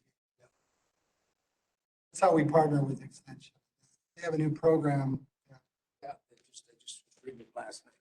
How much playground equipment do we get for $60,000? Not much. Not a lot, actually. And what our goal is, you know, we picked these two parks to start out with. Our goal is to, for D.D. Kennedy, we're looking at that one to be a handicap accessible play equipment on there as the location. But then as we go forward with Lotus Lake and Apple River and these other sites, is to have different play equipment at each site. So each one becomes kind of like a destination that, if you go to the same park, you always have the same thing. Well, you go to this park, you have these things the kids can play on, and this one has different ones to play. And D.D. Kennedy would be, we're looking at that one as a handicap accessible, so that they'll have lower play items to use and stuff like that. And the idea behind that, so for instance, I have an 8-year-old that's a gymnast, and we bounce from park to park to park in Chisago County and St. Croix County because she likes all the different stuff, and they've set their parks up that way. And you meet a lot of people that do that because their kids like experiencing different things. And I will say those are two good counties for doing that. So, you know, as we talked about that, that was kind of an idea is we change it up a little bit at each park to make it a different experience. Well, Kennedy's got the paved trails for the handicap now, so I mean, it makes sense. Exactly, and the paving of the parking lot, if you've been at D.D. Kennedy, is when you drive up the hill there, that was the only spot that wasn't paved. For whatever reason, but that ties all that in there for the handicap parking. That's got the new bridge getting fixed that you don't like to go across. 2023. Yeah, well, you got She's not crossing it in 2023 either, so. not going there. So if you all recall, the way this will work now is general government got all the additional funding requests last month. Public safety got their specific areas yesterday. You're getting yours today. HHS will get theirs. And then general government gets the full budget, or it gets full budget this month. And then you guys look at yours and any others that you want to make amendments for, you make following the October board meeting. That's when you make your amendments or you say, okay, we want to put this funding request in and that kind of thing. Because then you'll see the administrator's budget, you'll know what you want to add or cut and where to plug things in. So that's why I'm giving this to you now. When do we vote on how much we set aside? When is that in the budget process? Are you talking about for ARPA or? Oh, what we have for, do we do 40%, 25%? We do that in December. It's policy. Are you talking about the fund balance? That's in financial policy. We'll do that at the review in December. When do we do that before so we know what we have to spend? I guess we could push it up, but I haven't done the rewrite on the financial policies We because get through the budget. I mean, do we have 20 million extra? Do we want to keep we're at 60. 60%? We're at 61.9% right now. So, and what do we have at minimum in our rule? 20% on our rules. We probably want to raise it some, but then we have, say we raise it to 40. Right. We'll still have how much to spend Well, that we could put towards some of this. off the top of my head, I don't want to throw it at you, but we got plenty that we could raise it to 40 and still have money to spend. So we'd have 8 million. We could at least fix the roof here and heating, cooling here. Well, and so let's go to this one right here. Well, that's on here. So it's on here. He's trying to change the subject. He's trying to get me to commit to something. I'm gonna get in trouble for committing. No. All right. So then you have this 2-page handout here, and what the administrator did is he went and, as was discussed at the board meeting, we created 5 potential ARPA categories that kind of align with that resolution that whatever the money spent on should be county centric. So we've got infrastructure, environment, water quality, parks, trails, rec, health, safety, and then local community projects. What I went through, I did it for public safety yesterday. Today, I highlighted the areas that apply to this committee so that you guys can start discussing. These are the ideas that have come into the administrator so far. And he wants feedback from the committees. What do you want staff to delve deeper into? What do you want presentations on? What do you want to focus on in these areas? So for instance, infrastructure, this will apply to all committees. it was brought up, should we not look at the 5-year capital improvement plan when it comes out with the budget and apply ARPA towards that? Environment, water quality is all this committee. So water quality, pollution prevention initiatives, 90,000. LiDAR hydrography mapping, that's a thing that's going on with the state right now for very detailed mapping of waterways and flowage and all that, 132,000.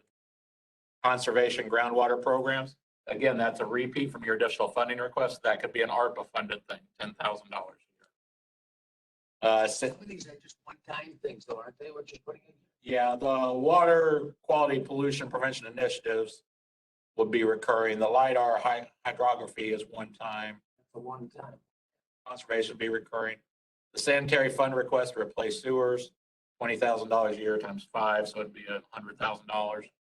GIS software, as we talked about, as additional funding request, that's a one-time, that's in here. And set up a fund for lake treatment. That's just a general category, but that goes along with the Allen treatments. Parks and trails, the PTAG projects you just went over, ARPA money could be used for that. Play equipment at the parks that we just discussed could be ARPA money. Trailhead projects, Snowmobile, Water Trail, Woodley Dam, 150,000 could be ARPA. Health and safety website for family or for farm food businesses and marketing is really kind of a blend between environmental services and human services, but I thought they should both be aware of it. Hey, tourism fall into that? Never mind. Yes, sir. The iWorks program. No response. iWorks should be under Parks and Trails. Yeah. So iWorks should be under Parks and Trails. I apologize. Which one? iWorks. I was having that go into general government. You said you do. Do I? You don't work. I said I work. How much was that iWorks? It's on there.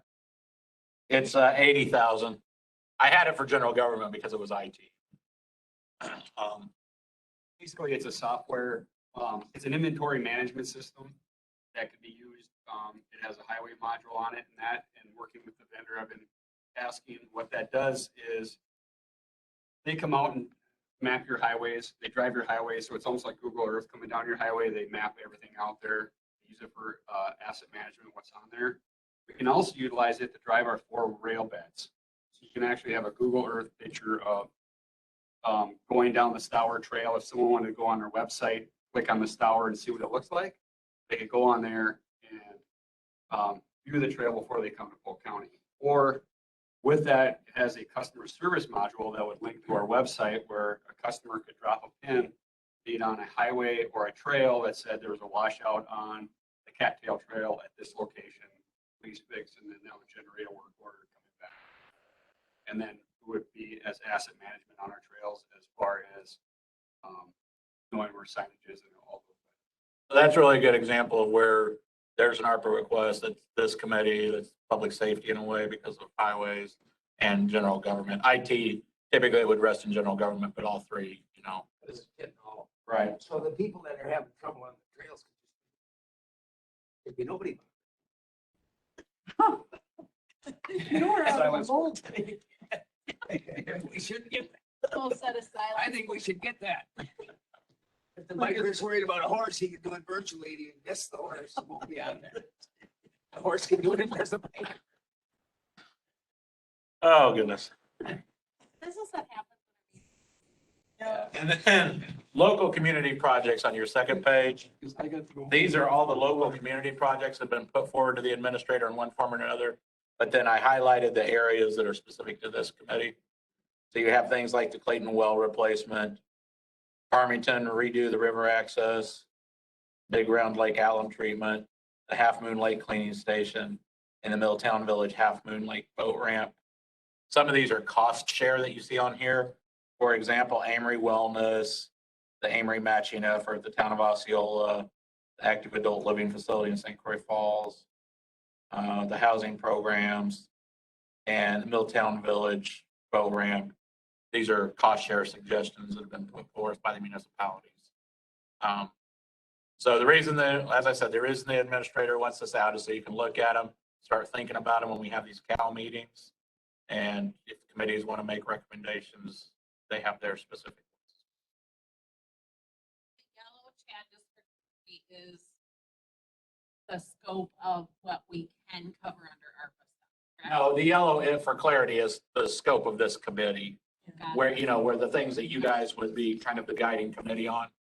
I mean, we're treating this as a committee of the whole, but, to stay with how we do, we typically have committee input on things where the At committee least had. make some recommendations or Right. something to look at. Right. So look at it as like your jurisdiction. I've got a question on the boat ramp. Why is the one in Milltown? So if that's a third, is it a third of the 24 or is the 24 a third of the total cost? The 24 is a third of the total cost, is my understanding. Why is that so much different than the? I have no idea. They're all different. Steve, Miss Well, I Grace. get that, but I mean, $1,000. Maybe Mo can answer that. I don't know. What's the difference in the $75,000 or $72,000 boat ramp? $15,000 boat ramp in Lake Magna. Well, you're just repairing Lake Magna, right? Where are you looking at? On the 2-pager on the back, ARPA Milltown money. boat ramp, a third of it's 24,000. On the back of the draft, Lake Magna is 15,000. It may just be the estimation from the township. I'm just curious why, I mean, that's a pretty big swing in So, funding. I'm not sure where they got their costing from. We're going off our costing that we did with the Long Trade Lake we just replaced. That's where we got our dollar figure. They might have the cleaning station put in with it, put the spray guns. and that's kind of the administrator's point. If you guys say, okay, we're interested in these, we want more detail, then that's what we'll start talking with the people that put these forward and getting more detail and drilling down. The way we cost things and assess things may be different, as Mo said, than the way other people. Just asking, 'cause I mean, if I was looking at it, I mean, that's a big swing between two different boat ramps. Well, yeah, and like you see the Bull Lake one's gonna be that much because they got the wash. Farmington River access is 200K, so, that's just their estimate. It may be different once we get there. All right, so any questions on this? All right, so at your next ES meeting, you'll get the final templates that aren't draft, but this gives you an idea. You're not going to see much variance in these departments at all. It's just the last little workings that I do on the budget. That gives you a pretty good idea. All right, that's all I've got. Pretty much the money's will be spent just on the first page before we get to the fee stuff. That plan, You could spend all the money on it. oh, we can spend it right here.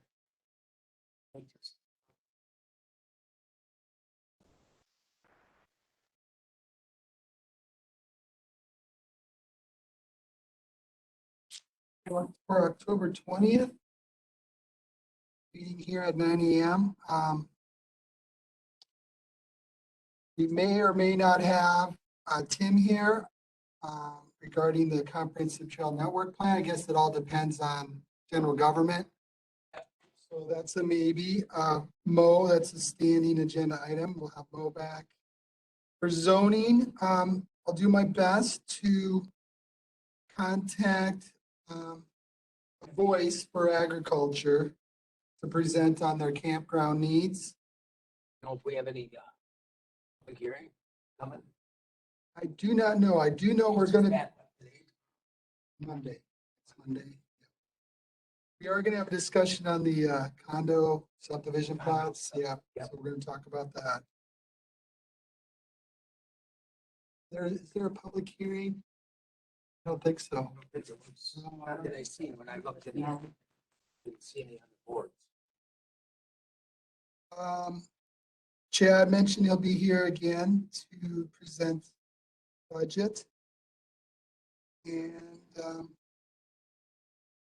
that's what I have. Eric will do his presentation. On Eric's presentation, yes. He'll be here as well. See if I can find that. I just, yeah. That new extension deal. I'll send that Watershed. way out. See if I can find that again. I gotta call Kristen anyways. I'll ask her. Sure. Get her to come, yeah, see what extension's gonna do. Have any questions about the 4 proposals from Environmental Services and the ARPA funds? Feel free to give me a call. No. We should cover all that stuff, so it's there. So we can expand on all those 4 I initiatives. used to do 2 watersheds a year, so they're getting caught up. The We're LiDAR not dragging piece, way up. The LiDAR piece is huge. it is huge. We're one of 11 counties without LiDAR. It's basically 3-dimensional mapping, which would really benefit not only us, but our customers, particularly contractors, because it'll show all your slopes, all your low closed depressions, areas where there's soil erosion vulnerability. One real value for like Mo would be, we'll have a complete inventory of every culvert, not just highways culverts, but every private town culvert. And this is even better, we'll have an accurate measurement of the ordinary high water mark, That's what you which say. is So the that DNR, would- they'll accept it. setbacks and yeah, the DNR map is a little antiquated, so, but that's what we use right now. So there's a lot of applications of that tool for not only staff, but it's county. Here's county's got the pictorial. You can actually come and they took pictures of buildings and everything. Oh, really? You go in there, look at a building and tip it right up. For our water modeling, like Atlanta Water does, rather than have Colton going out and this will be done. I mean, it'll save a tremendous amount of staff time for our water modeling. And then I think for public protection, there's a lot of applications as Pavement ratings, Bob? well. Phaser ratings. That's a phase. That's, he left on us because they could do that for gravel roads. I wonder if they could do it for a gravel trail. Oh, that's different. I don't know. How would that work? Feasibility studies? They can do, Yeah, they they'll do it with can do trail mapping. So it can provide us with the path of Oh, least this is resistance for totally building sense. trails, yes. Like he said, they go down. If you got troubles, you just watch it on TV. No problem. If you want music, you want whatever.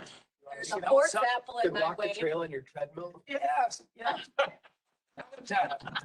If you like lilacs, you get the lilac and the smell up and then you can smell the lilac bushes. In the wintertime. Horse apples on the trail, you just pinpoint them where they are and tell county work order to go pick them up. Could work well. You're up. I make a motion, we adjourn. Second. Second was Doug. All those in favor say aye. Opposed? Aye.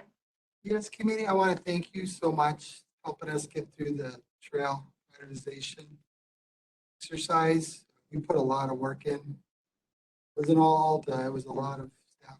So I really, really appreciate your time and your decision making. Thank you. Hope we can spend some more money.